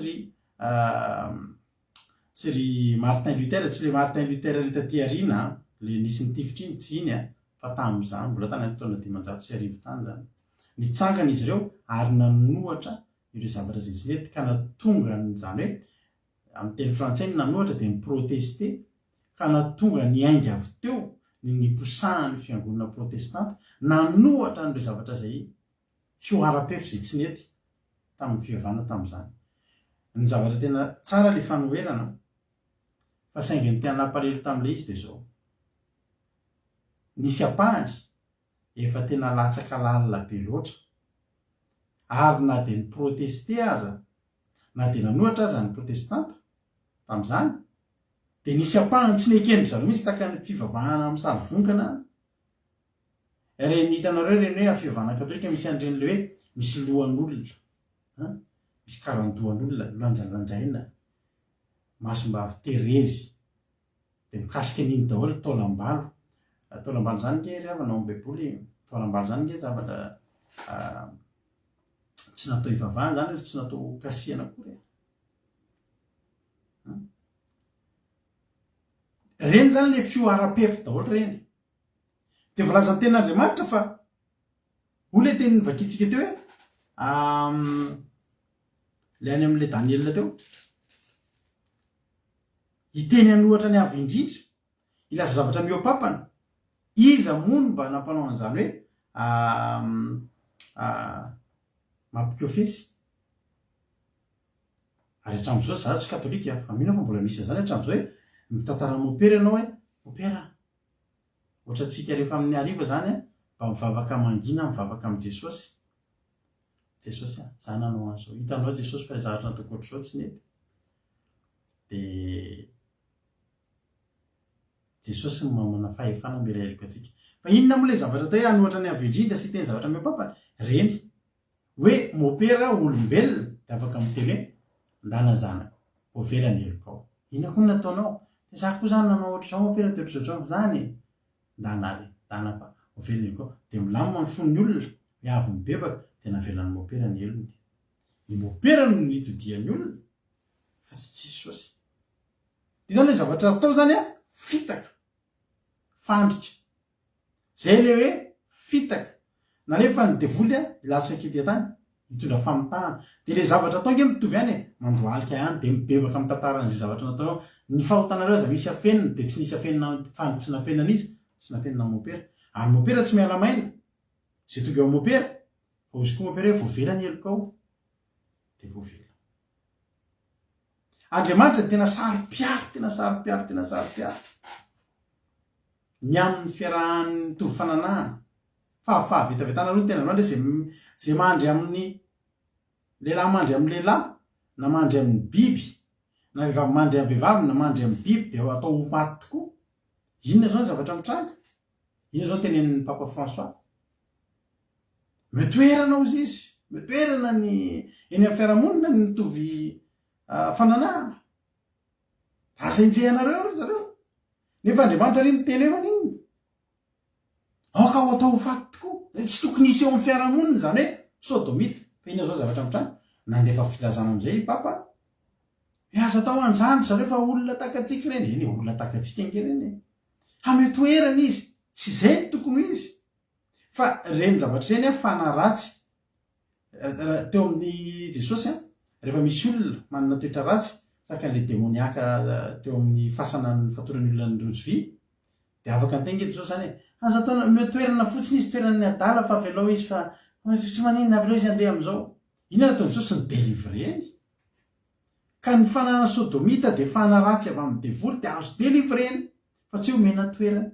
Tadidiko mihitsy atoro teny Papa François indray mialatsiny aza zako moa zany sady mialatsiny aminareo ihany no marina tsy maintsy tenenina satria zay le tamintsika ny zavatra teneniny tadidiko mihitsy indray pasika zay tena variana zao tenenina nareo ozy izy raha misy ozy izy zavatra mahalavo anareo na solafaka anareo asa manamely tena fa Jesosy koa zange mba solafaka teo ambony hazo fijaliana hoe Jesosy zany nalehan'i Jesosy teo ambony hazo fijaliana échec zany hoe tsy fahombiazana eo papany zany satria nalehan'i Jesosy teo ambony hazo fijaliana dia tena fahombiazana tanteraka vita ny nanavitra antsika. Ary nareo mety mieritreritra hoe manaratsy katolika zahako mitoky saplé koa zao. Ary ny zavatra tena mahavariana dia zao tokony ampisaina antsika rehetrarehetra izay mivavaka andro lahady. Manaraka ny fivavahana andro lahady daholo ny finonom-poana rehetrarehetra. Angano fivavahana rehetrarehetra. Jereo tsara. Rehefa tonga zao tsika mivavaka andro sabata isika. Dia inona zavatra ataontsika rehefa mivavaka andro sabata? Miditra ao anatin'ilay fahamarinana dia miverina ny amin'ny fahamasinana dia manangana n'ilay efa rava dia tsy mila zavatra be dia be tsika. Fa ny finoantsika an'i Jesosy fa ny finoantsika ny rahan'i Jesosy izay nalatsaka ao antsika dia ny finoantsika fa Andriamanitra ny hery ambony indrindra dia ny fiasan'ny fanahy masina izay mitondra fanasana sy fahagagana eo amin'ny fiainantsika. Reo zany ny zavatra miodidina eo amin'ny olona izay mitandrina andro sabata. Fa jerena daholo nge rehefa mivavaka amin'ny andro lahady dia manaraka eo daholo. Ary zay le teneko teo fa tapaka moa le zavatra teneko teo hoe nisy ihany ny zavatra zany tsy naharesy lahatra ny protestanta hoe tsy mety josijosy zao fa nisy ndray fampianarana efa niletika loatra dia anisan'izany ny fivavahana andro lahady. Miproteste an'ilay sarivongana sy ny sisa zareo fanekeny hoe lahady zany ndao atao lahady zany ndao lahady zany tsika dia tafakisaka le zavatra ngeza be izay sarotiny an'Andriamanitra tary aloha tary izay nanamasinina an'Andriamanitra ilay andro fafito. Iny efa voakisaka. Ina moa zany ny zavatra mitranga tsy ohatran'izao zavatra mitranga amintsika vita daholo ny vaksiny vita vaksiny majorité an'ny olona tsy dia raha indra rehetra nge zao na tsy manao vaksiny intsony ary tsika pour le moment dia takizany ihany koa rehefa nyty andro lahady sy andro sabata ity.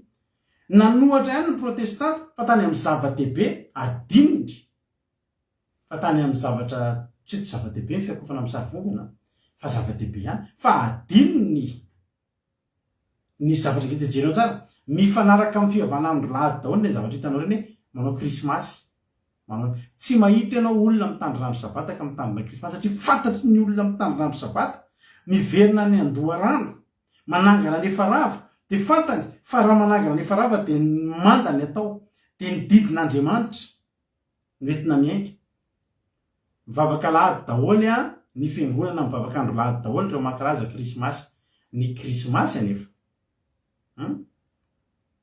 dia ao am-baiboly ve mba misy hoe manome verset anaky hoe dia amindana nareo makasapin dia ataovy any am-piangonana fiangonana andro lahady daholo no misy an'izany. Dia asivo guirlande, asivo boule de cristal dia sy ny siabolina kely mamirapirana sy ny sisa manaraka daholo na ny krismasy na ny sapin na ny nefa mba nanohatra fa mifanaraka ao anatiny zay daholo le izy.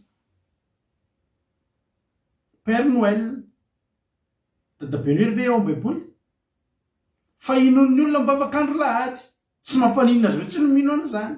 Mampatsiahy ko an'ilay misy olona eto amintsika eto mitany rano sabata miaraka amintsika eto zao zatra teneniny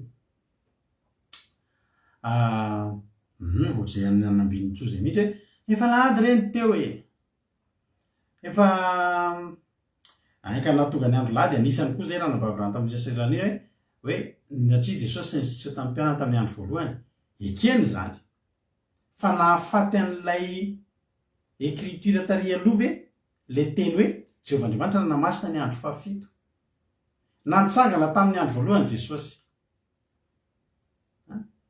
na inona zavatra nitranga tamin'ny andro lahady tsy nahafafa mihitsy le tenin'Andriamanitra tany amin'ny Genesis 2:2 sy amin'ny Exodus 2:20 miteny hoe ny andro sabata dia masina ho anareo manamasina ny andro sabata tsy niovy zany hatrany amin'ny apokalipsy tsy niovy zany.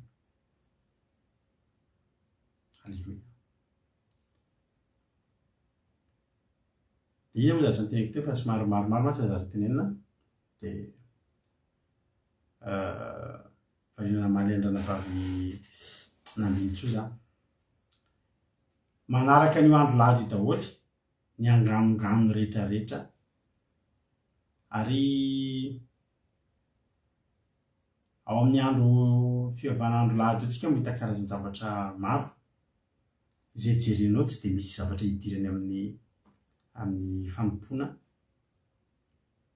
asa manao misy zavatra fihetsika fomba mampanao hafa tena tsara fa aty amin'ny fiangonana amin'ny tandrino sabata aloha tsy mety avoka dehibe ao am-piangonana zany nefa inona no nompotehan'i Jesosy tamin'ny teo antokotanin'ny tempoly kianjan'ny tempoly voka dehibe tsara baiboly nge zany manao voka dehibe ao am-piangonana ianao ny anao lavanty sy ny anao an'izany ninona ezaka ataonao tsy zany narodany Jesosy reny latabatra reny satria teo ny nanaovan'ny olona an'izany taloha fa ny amin'ny fivavahana lahady daholo ny ahitantsika an'ireny rehetrarehetra reny.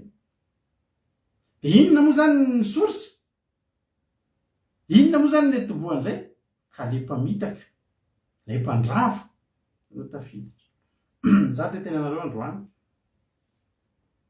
zany olona Martin Luther nanao listany zavatra tsy nety taloha zany tamin'ny taona 1527 zany nge raha vanaka moaniny katolika irinkiriny ke zany fa nahita kosa hoe tsy mety ary ty misy vidéo ty mba aseho anareo ty vidéo ty amizay mantsy ozy nareo tsy za tsy manaratsy ety misy pretra mety fitanareo nge ty vidéo ty dia mba hizahako adika aminareo zavatra teneniny izy ty zany déclaration an'ny fanambarana olona ambony ao amin'ny fiangonana katolika ho anareo zay mety mbola misalasala amin'ny zavatra teneniko zany hoe katolika ny nanovan'ny amin'ny sabata ho andro lahady dia mba manasa anao hoe jery ty vidéo ty.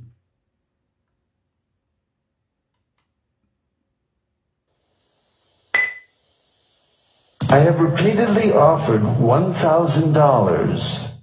Ataoko pause kely. Zaho izy dia miproposé amin'ny olona hoe mba omeko $1,000 izy To anyone who can prove to me from the Bible alone that I am bound to keep Sunday holy. There is no such law in the Bible. It is a law of the Holy Catholic Church alone. Atsango kely. Raha izy afaka manome $1,000 an'izay olona afaka miteny manaprofo tamiko fa ny andro lahady ny lasa tao andro fitsarana. Io izy tsy lalàna n'Andriamanitra fa lalàna ny Eglise Katolika.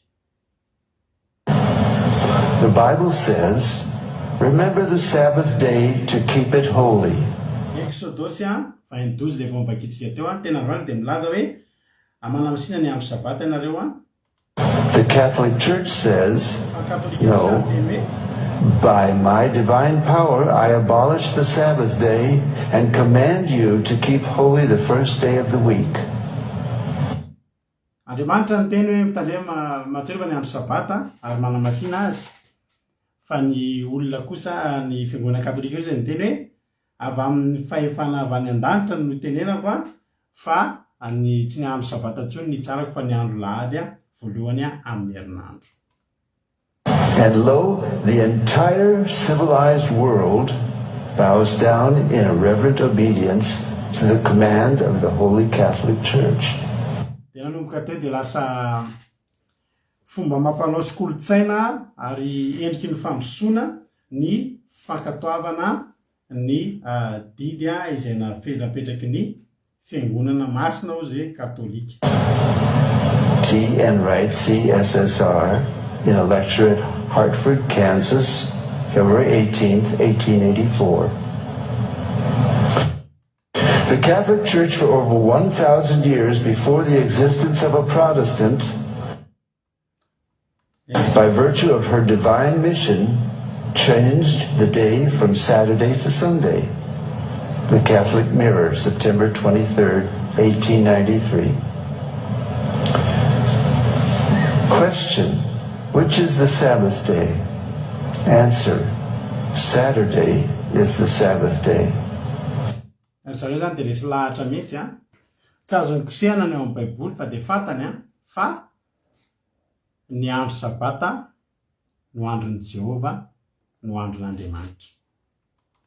Question: why do we observe Sunday instead of Saturday? Answer: we observe Sunday instead of Saturday because the Catholic Church in the Council of Laodicea, AD 336, ny fanontaniana zany dia efa maninona isika no tsy mitandrina andro sabata ntsony fa lasa mitandrina andro lahady, dia ny valiny dia mitandrina andro lahady tsika satria efa novain'ny fiangonana katolika ny sabata ho lasa lahady. transferred the solemnity from Saturday to Sunday. Peter Geierman, The Convert's Catechism of Catholic Doctrine, 2nd edition, 1910, page 50. Question: have you any other way of proving that the Church has power to institute festivals of precept?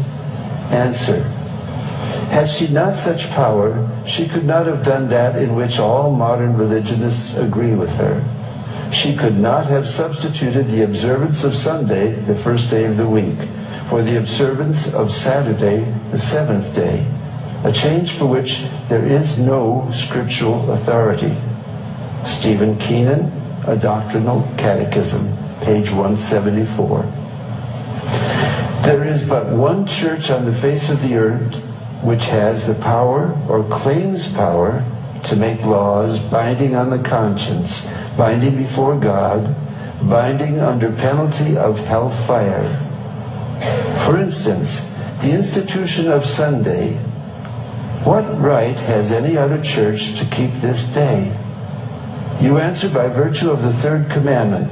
The papacy changed the fourth commandment and called it the third, which says, remember that thou keep holy the Sabbath day. But Sunday is not the Sabbath. Any schoolboy knows that Sunday is the first day of the week.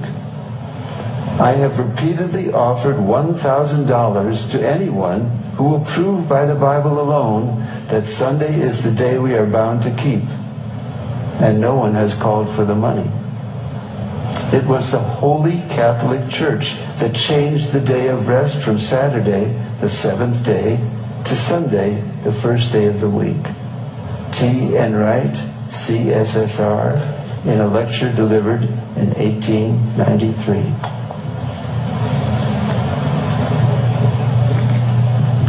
Thank you, Bishop. Ya. Betsaka moa zavatra nilazainy teo fa ny zavatra tena nilazaina teo dia zao hoe ny hevitry le teny teo zany ravana dia zao tena tsy andron'Andriamanitra ny andro lahady. Ary izaho maniry mba tena voarainareo zany afatra zany ary tena ho atsahatra nefa moa hitako eo mety ho sarotra ihany raha zahako tsy dia tena hoe nianatra inona be akory nilazanao an'izany fa araka ny tendrana vavy eva teny azy fahatsapana no nizarainy fa za koa dia tena matsapa fa tena hafa zany hoe nivavaka tamin'ny andro lahady taloha sy ny vavaka mitandrina andro sabata zany. Tena renao mihitsy misy zavatra miona eo, tena renao mihitsy misy fanatrehana hafa eo. Ary reny moa zany ny olona de tena nabaribary ny aza ny marina. Inona marina? Ny zava-misy marina de izy ny nanova. Taro le nazavainy teo hoe ny didy faefatra de hoe amin'ny Exodosy 20 vakitsika teo, ny didy faefatra de mazava be matsiarova ny andro sabata anamasina azy. De eny anazy novainy hoe matsiarova ny andro lahady, novainy fotsiny le izy. Ny didy folo ihany fa lay soratra lay andro no novainy. Ity misy lasalasa ny fotoanantsika. Ao amin'ny fotoana mbola mety anazavantsika, angatahantsika any amin'ny fotoana malalaka any mety manana fotoana mampionina. De avadika fampianarana mihitsy zao de ho teneninao daholo reto zavatra rehetrarehetra. Fa mety tsy ampy ny fotoanantsika. Fa ty misy zavatra tiako hisintomana ny saintsika fotsiny.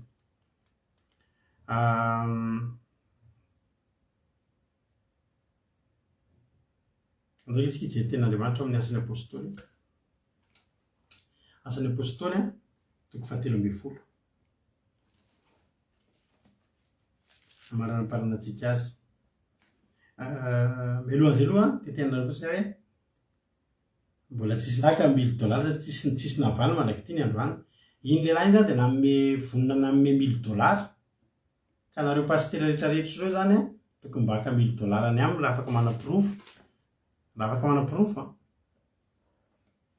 any zao misy $1000 mandehandeha any pasitera raha ohatra mba narehetrarehetra mitarika ny olona hivavaka andro lahady reo misy $1000 mandehandeha zany raha mba vitanareo manapirofo fa andro lahady ny tena andron'i Jehova. Fa hatreto tsisy afaka manapirofo an'izay.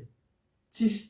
Ary tadidiko mihitsy ny ranavavy eto amintsika eto vavaka any amin'ny fiangonana lahady izy de zao ny tenin'le pasitera mantsy anazy. Efa nantany zao moa ny andro sabata tsy tokony sabata de zao ny tenin'le pasitera. Tena sabata mihitsy ny tena andron'Andriamanitra. Efa io aloha no eo de io ny arahantsika mandray le andro mantsy amin'ny andro lahady zany. Hitanao amin'izany e. Hoy ny tenin'Andriamanitra, ringana ny oloko noho tsy fisian'ny fahalalana. Iza moa le olona ringan'ireo? Any amin'ny Isaia 9:20 teo Ivoaka izy reny ka hijery ny fatin'ny olona zay efa niodina tamiko, ny fiodinana amin'Andriamanitra de ny fialana amin'ny andron'Andriamanitra. Asan'ny apôstôly toko 17 andiny 20:30. Vakiko amin'ny anaran'i Jesosy. Ay izy teo. Paoly teto mitory-teny. I Paoly sy Barnabasy, Saoly zany. Amin'ny anaran'i Jesosy aroako ho fantatrareo raha lafa izany lehilahy izany hitoriana famelan-keloka aminareo ary ao aminy nanamarinana zay rehetra mino ho afaka amin'ny heloka rehetra sy izay tsy azo anamarinanareo tamin'ny lalàn'i Mosesy. Ho tandremo fandrao hiatra izay voalaza mimpaminany hoe izaho nareo mampamotsy fotsy de gaga ka levona fa izao manao asa amin'ny andronareo de asa zay tsy nonareo akory na de isy ilaza aminareo azy. Ndiny faharoa 20. Ary rehefa mivoaka izy de nangatahany olona zay naminy indray zany teny zany ny amin'ny sabata manaraka. Paoly io efa te amin'ny asan'ny apôstôly mbola mitandrina sabata. Ary rehefa nirava ny fiangonana de maro tamin'ny jiosy sy ny proselita zay nanompo an'Andriamanitra no nanaraka ny Paoly sy Barnabasy zay niteny ka nampiritsika azy aritra amin'ny fahasoavan'Andriamanitra. Fahasoavan'Andriamanitra ny andro sabata. Ary noho ny amin'ny sabata manaraka mbola sabata ihany de saika tafangona avokoa ny rehetra teo an-tanàna hiaino ny tenin'Andriamanitra. Nefa ny jiosy kosa raha nahita mivoaka betsaka de feno fialonana ka nanohatra ny teny lazain'ny Paoly sady ny teny ratsy. Andininy fa 20. Ary Paoly sy Barnabasy no niteny tamin'ny fasinika hoe ianareo tsy maintsy nitoriana ny tenin'Andriamanitra aloha fa rehefa nandahy izany ianareo ka manao ny teninareo ho tsy mendrika azo fiainana mandrakizay de indro mitodika makany amin'ny jentilisa izay. De tena mitodika nakany amin'ny jentilisa ary hafa na ry zareo. Za de teny amintsika androany. Ny fizarana natao taminao teto de fizarana marim-potitra ary fizarana tsy salasalana. Tsy akory anaovana inona akory. Mbola vakiko aminao koa ny fanjaranao no resy lahatra na tsy resy lahatra. Alleluia. andramo aloha dia izao e fa le izy mantsy havana hatramin'izay safosafona dia ohatrany hoe manana soatsika zany hoe facultatif be zany hoe sy rehefa tsy afaka ianao ny sabata dia ndana lahady fa tsy misy Andriamanitra maname tsy ry havana malala tsy zany nanaovan'Andriamanitra ny andro io tamin'ny voalohany fa tena napetraka Andriamanitra ho hamasinina mihitsy io ary napetraka Andriamanitra ho famantarana mihitsy io hamantarana ny izay ondriny. Alleloia. Jaitilisa dia mivavaka amin'ny andro lahady averiko izay dia ny andro ny masoandro entina kalazana ny masoandro entina kalazana ny Andriamanitra ny masoandro ny fivavahana amin'ny andro lahady. Alleloia. Amaranako azy Saint Apôstôly toko 17 andiny 17 hoy ny tenin'Andriamanitra. Andriamanitra nanitsy nijery ny andro ny tsy fahalalana fa ankehitriny izy dia mandidi ny olona rehetra amin'izao tontolo izao hibebaka. Andiny 1:30. Satria izy efa nanendry andro ray izay hitsarany izao tontolo izao amin'ny fahamarinana amin'ny alalan'ny lehilahy iray voatendriny ka efa nanome vavolombelona lampiny ny olona rehetra amin'izany izy mba tamin'ny nananganana azy tamin'ny maty. Azavaiko anao ty teny ty. Voalohany indrindra Andriamanitra marina teny mampionina. Zany no mahatonga antsika eto zay rehefa lahady tsy manao ninina eto ny antony dia zao zay le atao hoe manangana nefa rava. Raha eto izahay mbola hanao fotoam-bavaka sabata tena fotoam-bavaka lahady nanareo mbola tsy fantana hoe mety ihany ny lahady fa ny anay andro lahady zany dia rehefa tsy miasa dia fangalana aina sisa ny lahady zany fangalana aina fa ny sabata ny nataony tadiavana ny takatsahana ny tavan'Andriamanitra. Zao zany amaranako azy ty Asan'ny Apôstôly toko 17 ty mba tiako saintsainao andiny 17. Andriamanitra ninitsy nijery ny andro ny tsy fahalalana zany hoe ny tany aloha rehetrarehetra ininy Andriamanitra tsy nijereny reny fa ankehitriny izy mandidi ny olona rehetra amin'izao tontolo izao mba hibebaka satria mareo bebonao izy efa nanendry andro ray izay hitsarany izao tontolo izao amin'ny fahamarinana amin'ny alalan'ny lehilahy izay lehilahy iray voatendry. Mety fandraisanao an'igny ao dia hoe misy andro anankiray ohatra hoe amin'ny 30 janvier 2035 io le andro anankiray hitsaran'Andriamanitra ny olona rehetra. Tsy izay io fa Andriamanitra nanendry andro anankiray ho tena Andriamanitra hoe ray ny andro ny tompo dia ny sabata dia Andriamanitra nanendry an'io andro anankiray io mba hitsaran'ny olona zany hoe araka n'io andro anankiray zany eo amin'io zany no anivanan'ny olona araka le Ezekela 20:12 teo hoe teny meko azy koa ny sabatako mba famantarana amiko sy aminy dia eto Andriamanitra miteny amin'ny Asan'ny Apôstôly toko 17 andiny 70 izy efa nanendry andro ray izay hitsarany izao tontolo izao amin'ny fahamarinana. Io andro ray io zany no examen atsika rehetrarehetra. Io ny sivana ary efa nitenenareo matetika ato anatin'ny toroteny izay natao teto nanomboka tamin'ny 2018 fa ny sabata dia tombo-kase.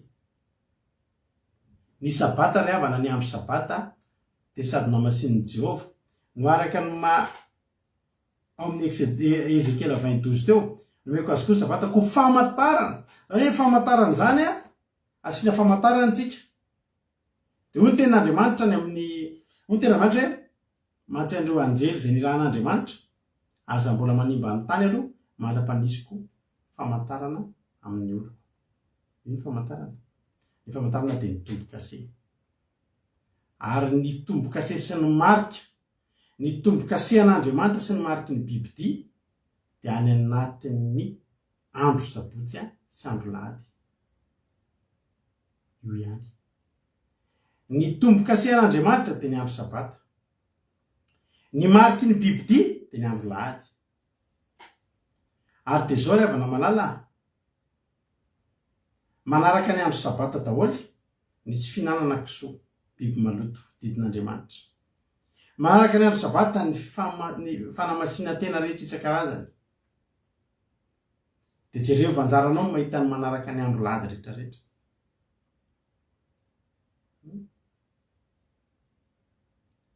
Andro anankiray nitendren'Andriamanitra hitsarana antsika amin'ny fahamarinana ny hitsarana antsika io. raha miteny anao androany hotsarovanao ty andro androany ty hotsarovanao ty toriteny ty raha miteny anao androany hoe le asan'ny apôstôly teo dia miteny tamintsika hoe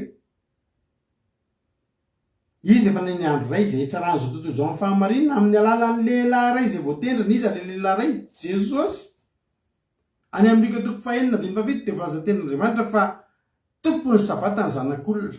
Jesosy io any Jesosy io sabata io tsy any Jesosy zany lahady zany any masoandro zany any Andriamanitra ny masoandro zany tompony sabata ny zanak'olona. Ary ny tenin'Andriamanitra koa nefa amin'ny Hébreu 4:7 dia miteny Jesosy Kristy tsy miova ho maly sy anio ary mandrakizay. Sabata tamin'ny Genesisy dia ho sabata amin'ny Apokalipsy dia sabata hatramintsika ny an-danitra dia tsy miova io.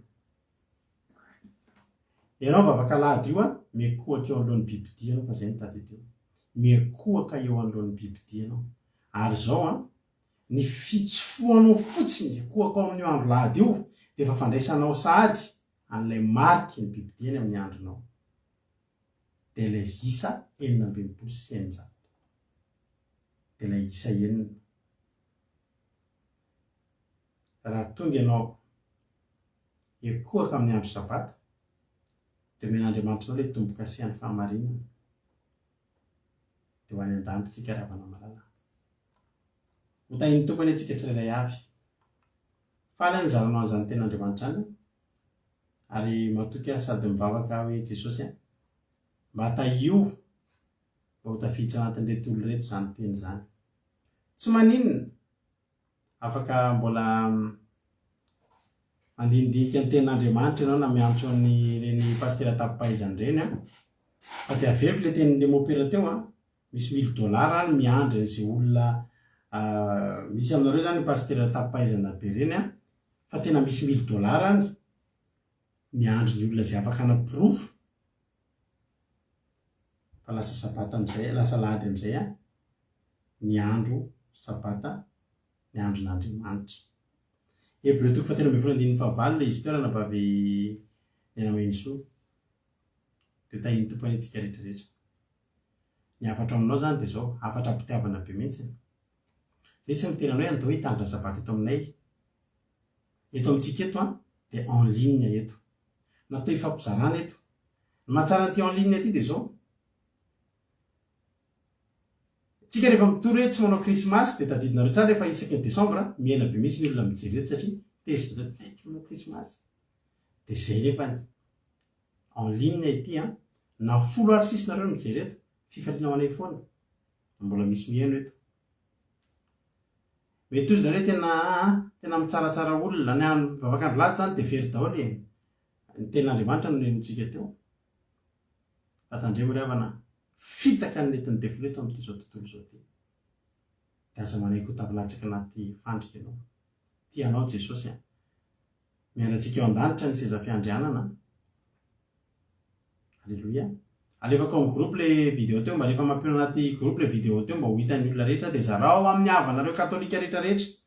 Fa katolika nanao an'iny fa tsy olona misarotava misandoka akory fa tena katolika nanao an'iny. Dia tahiny tompo za matoky sy mino fa voarainareo ny hafatra teto androany. Lavalava fotoana antsika satria lavalava koa ary iny ary mbola tsy nisasaka raha tena marina. Mbola maro ny verset izay tena tokony hoe mbola nomena antsika mbola maro fa lava loatra ny fandarana. Io ny ravana na famoaboasana Isaia 66 io ary ilay vakitsika teo 5:7 ary voky izy. Any an-danitra zany io fitandremana andro sabata io averiko farany aminao ihany fa takalanitra voasy ny tany vaovao izay ataoko no ahatra anatrehako Jehovah. Dia toy izany ny aretan'ny taranaka sy ny anaranareo ary isaky ny voalohambolona sy isa-tsabata dia ho avy ny nofo rehetra ekohaka eo anatrehako Jehovah ary ivoaka izy ireny. Zany hoe ivelan'ny lanitra zany dia io masina misy an'io fakahita ny olona very sy ny olona vovonjy fa misy an'ilay lavaka tsy tanoano mampisaraka. Dia ianao zany ahita inona le avy mandeha mitandrina andro sabata ao an-danitra ivoaka tsika avy eo ataoko amainina ilay tsika dia hijery ny fatin'ny olona izay efa niodina tamin'Andriamanitra nikaka ny tsy ho faty ary ny afo ny tsy ho vonoina. Zany ny fiainana amin'ny fahary mirehatra afo. Ry havana teteny aminao androany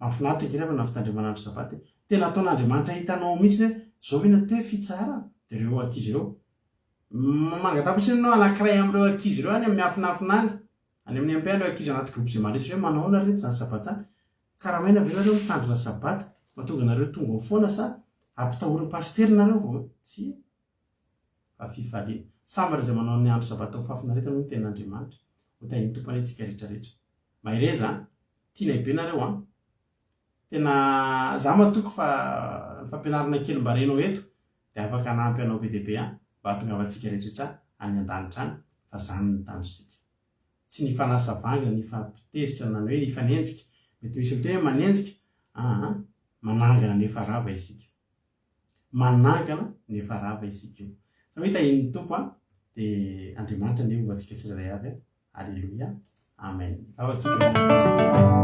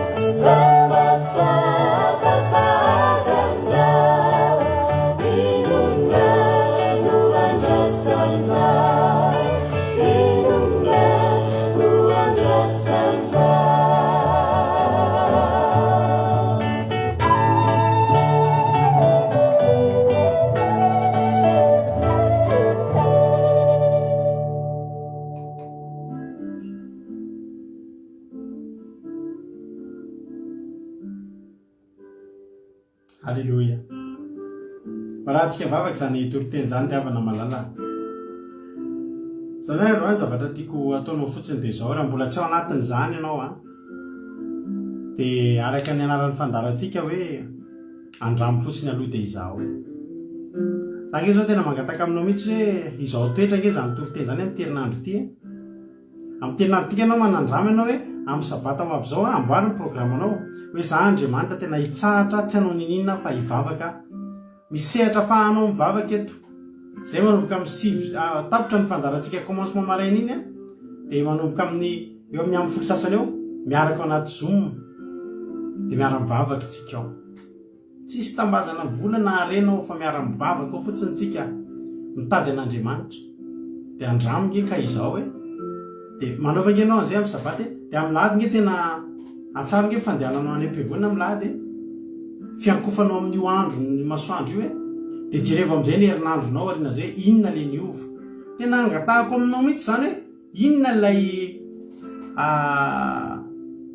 tena izao toetra dia ampitovio hoe tsy hoe manao an'izao ianao tsy hoe sady hitandra sabaty ianao mbola hitandra lahady ihany fa tena tiako izahanao toetra mihitsy zany hoe andramo ty amin'ny terinandro ity izao ianao dia mangatah hoe Andriamanitra za tena hitandra andro sabata fa amboariny programako fa fahagaganao taon'Andriamanitra aminao voalohany satria sitraka Andriamanitra ny hitandremanao andro sabata dia ho alaminy sady ny programanao dia amin'ny sabata zao anao lasa ho afaka tampoka na dia olona miasa ary ianao dia jerenao tsara fa ho afaka ianao za hivavaka ho anao dia andramo dia amin'ny lahady tena ataovy taka ny andro rehetrarehetra latsina isy talaty io andro lahady io fa za mikohaka amin'io andro io ianao dia jerevo amin'izay ao aorinan'izay raha navitan'izay ianao izao toetra fa mbola sahako miteny aminao taka ny tenako tamin'ny ranabavy Someva hoe alao baraka fa mpandainga raha tsy nisy ninona ho tsapanao anatin'izay. Mitodika aminareo manana olan'ireo mitodika aminareo marary mafy ireo ndao izahantsika toetra ny fanahy ndao izahantsika toetra zany tenin'Andriamanitra zany fa raha tsy mahita pirofo isika dia tsy ino mihitsy ozy Jesosy dia ndao angatahantsika ny hoe porofoy Andriamanitra fa ty sabata ty dia tena lalanao marina dia porofoy eo amin'ny fiainako dia ho hitanao fa ho tanteran'Andriamanitra aminao zany. Hivavakantsika amin'izao fotoana izao. Jesosy malalo misaotra anao zay raha afaka nitory an'izany teny zany teto indray androany. Fantatray fa tsy mora Jesosy ny mitory an'izany nefa kosa raha izay rery ny teto dia sarotra taminay zany fa misaotra fa teto ianao nanombanay teto ianao fa namasina nanombontsaina isorako anao zany ary ta io misy rairay avy izay tokantrano isabatan'olona mba tena ampitosika izany asa vita teto zany ianao anondraka fa namasina ianao anondraka izany teny zany mba tena amoa avy zato eny anatin'ny fondra etolona rehetra tsisy latsaka na dia ray azy tsisy overy tsy voatsainiko ny vorona mpiaza dia ampafantaro anay ny marina ampafantaro an'ilay tolo reto ny marina Jehovahandriamanitra tario amin'ny fahamarinanao izy ireo tario amin'ny tananakavanan'ny fahamarinanao dia averenao andoha rano dia anangana anay nefa ravy izay. Misaotra Jehovahandriamanitra misaotra Jesosy fa ianao ny tompony sabata ary tsy niova noviana ianao ary tsy nanova ianao fa ny devolony te hanovany lalàna sy ny fotoana fa ianao Andriamanitra tsy nanovany zany dia ho porofonao amin'ilay tolona rehetra izay manandrana an'izany hoe iona amin'Andriamanitra hitady fiainana amin'Andriamanitra amin'io andro masina. Ianao Andriamanitra tena anamarina ny teninao fa ho fantatra hifankafantatra aminao zany ho famantarana amin'ny sy aminao. Halleluja. Taka nefa nataonao tamin'ny fiainanay hatramin'izay Andriamanitra. Misaotra Jehovahandriamanitra dia raha ny aja misaotra sy mivonahitra anao hatramin'izay dia mandrakizay zay tsy voalatsaka ianao mahalala ny masoa dia porofoy amin'ilay tolo reto fa Andriamanitra mitay ianao Andriamanitra momba ianao dia ninona mety zavatra mavesatra amin'izy ireo ka mety nirindry fa olana sy ny sisa fanafody sy ny sisa dia ianao ny Andriamanitra hiasa mahery amin'ny fomba tsy takatra saina eo fiainan'izy ireo. Misaotra Jehovahandriamanitra. Halleluja. Amen. Hivavaka ho an'ny firenentsika amin'izao fotoana izao dia ampandrotsika nabavitsika $100 hivavaka ho an'ny firenena. Tay tompo nabavy $100. Tainy tompo pastera dia tainy tompo tsy fa rehetrarehetra azy anaritra ny endry vavaka fiambina ity dia mbola iry vavaka antsika amin'izao fotoana izao vavaka ao amin'ny firenena. Jehovah-Andriamanitra ary tsara indrindra ao satria mideranao zay satria mbola afaka ny amin'ny tenin'ny famarinanao zay tamin'ity androany ity mbola afaka ny zay sitraponao ny famarinanao Jesosy malala isaorana ianao zany Jesosy malala nafahany ny eny zany Jesosy dia nagataka eto anatrehanao Jesosy malala nizany misy zay nareny afaka zay sy zay mbola eny aoriana Jesosy malala dia mangataka ny fanamasina anao Jesosy tena andresy lasa ny firavan'iaby Jesosy malala satria famarinanao zany mitoriana etsy mety betepainy olo manambara izany Jesosy malala dia mangataka ny anao fanamasina tena andresy lasa ny tsirairay aby zay mbola misalatsala zay mbola tsy tapa-kevitra amin'ny sabatanao Jesosy malala mangataka ny anao tena hoe andresy lasa izy ireo Jesosy malala satria tena hoe zay Jesosy malala tena mijorovavolombelona amin'izany fa tena hoe andronao io Jesosy malala sabatanao io Jesosy dia ngatahaka ny rehetrarehetra zay mety samby andray sy agnandrana Jesosy malala eo amin'izany sabatanao zany Jesosy dia amin'izao fotoana izao dia mitondra ny fotoana Jesosy dia mitondrana mibafoka ao amin'ny firenenay Jesosy malala zany firenenay zany dia tsy miafina aminao Jesosy malala antokony mpinoana antokony fiainana ny rehetrarehetra amin'izany firenenay zany dia tsy misy miafina aminao Jesosy malala dia mangataka ny mety afonao Jesosy tsy miafina aminao zany Jesosy ny diditra sy ny tsy fankatoavana amin'izany firenenay zany dia mamindrava ao amin'ny firenenay Jesosy dia mangataka ny afonao hijery io firenenay Jesosy malala dia natao anatrehanao Jesosy malala ny mpino rehetrarehetra ny amin'ny firenenay Jesosy malala be Jesosy malala ny mbola tsy mandeha tsy resy lasa ny sabatanao mbola be ny adovarotra Jesosy malala amin'ny sabatanao Jesosy malala nisy ianao mihitsy no manambara be ny olona tsy mitoky aminao fa mitoky amin'ny tenin'olona Jesosy tena mangataka eto anatrehanao Jesosy malala dia ianao ny andresy lasa ny tsirairay aby Jesosy satria mbola maro amin'ny firenenay zany Jesosy tena hoe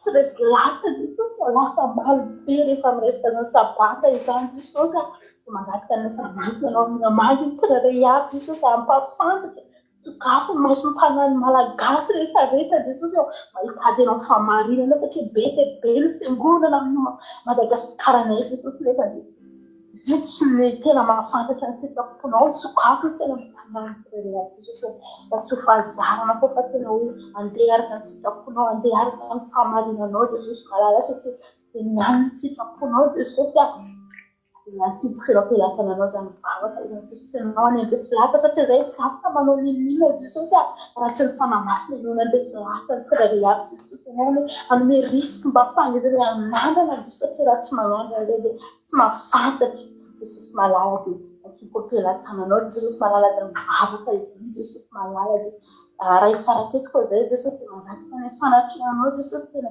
hiasa amin'ny rehetrarehetra Jesosy tena hoe isan'ny tena sitraponao fo zay Jesosy satria zay niany fahany Jesosy manakitrinao Jesosy tsy mipelakana anao ny retory andeha hiasa anao ny lolalanao fanamaso satria anao zay Jesosy fotoana androany amin'ny nataonao dia zany sy ndrata amin'ny ombindrindra Jesosy alleluia amen alleluia mankasitraka indrindrandrana vavy $100 ny vavaka ho an'ny firenena dia mankasitraka anao zay ranavavy $100 dia Andriamanitra manankirehetra soavana ny mahaly fitianao tombozitra mitombofa soavana dia mahereza trany amin'ny asan'Andriamanitra efa lasa dia lasa ny fotoanantsika zao dia efa mety abelomintsika fiarahantsika tapitra fa ny fiarahantsika nefa afaka mitoira miditra amin'ny site web ny Akiradio anao akiradio.radio12345.com averiko akiradio.radio12345.com fa anao mihaino no japeo Akiradio misy totezaky ny adiny telo amiray amin'ny 7:70 maraina amiray amin'ny 7:70 ny hira mandeha ao foana andro manalina tsy tapaka mihitsy manala fanginanao na iza misy anao samita iny tompo dia raha borasitoka andro lanitra Jesosy dia rahapisonareo afaka mampino amin'ny 7 maraina vavaka maraina dia amin'ny 10 alina miaraka amiko anaty vavaka fiambenana samita iny tompo mahereza daholo alleluia amen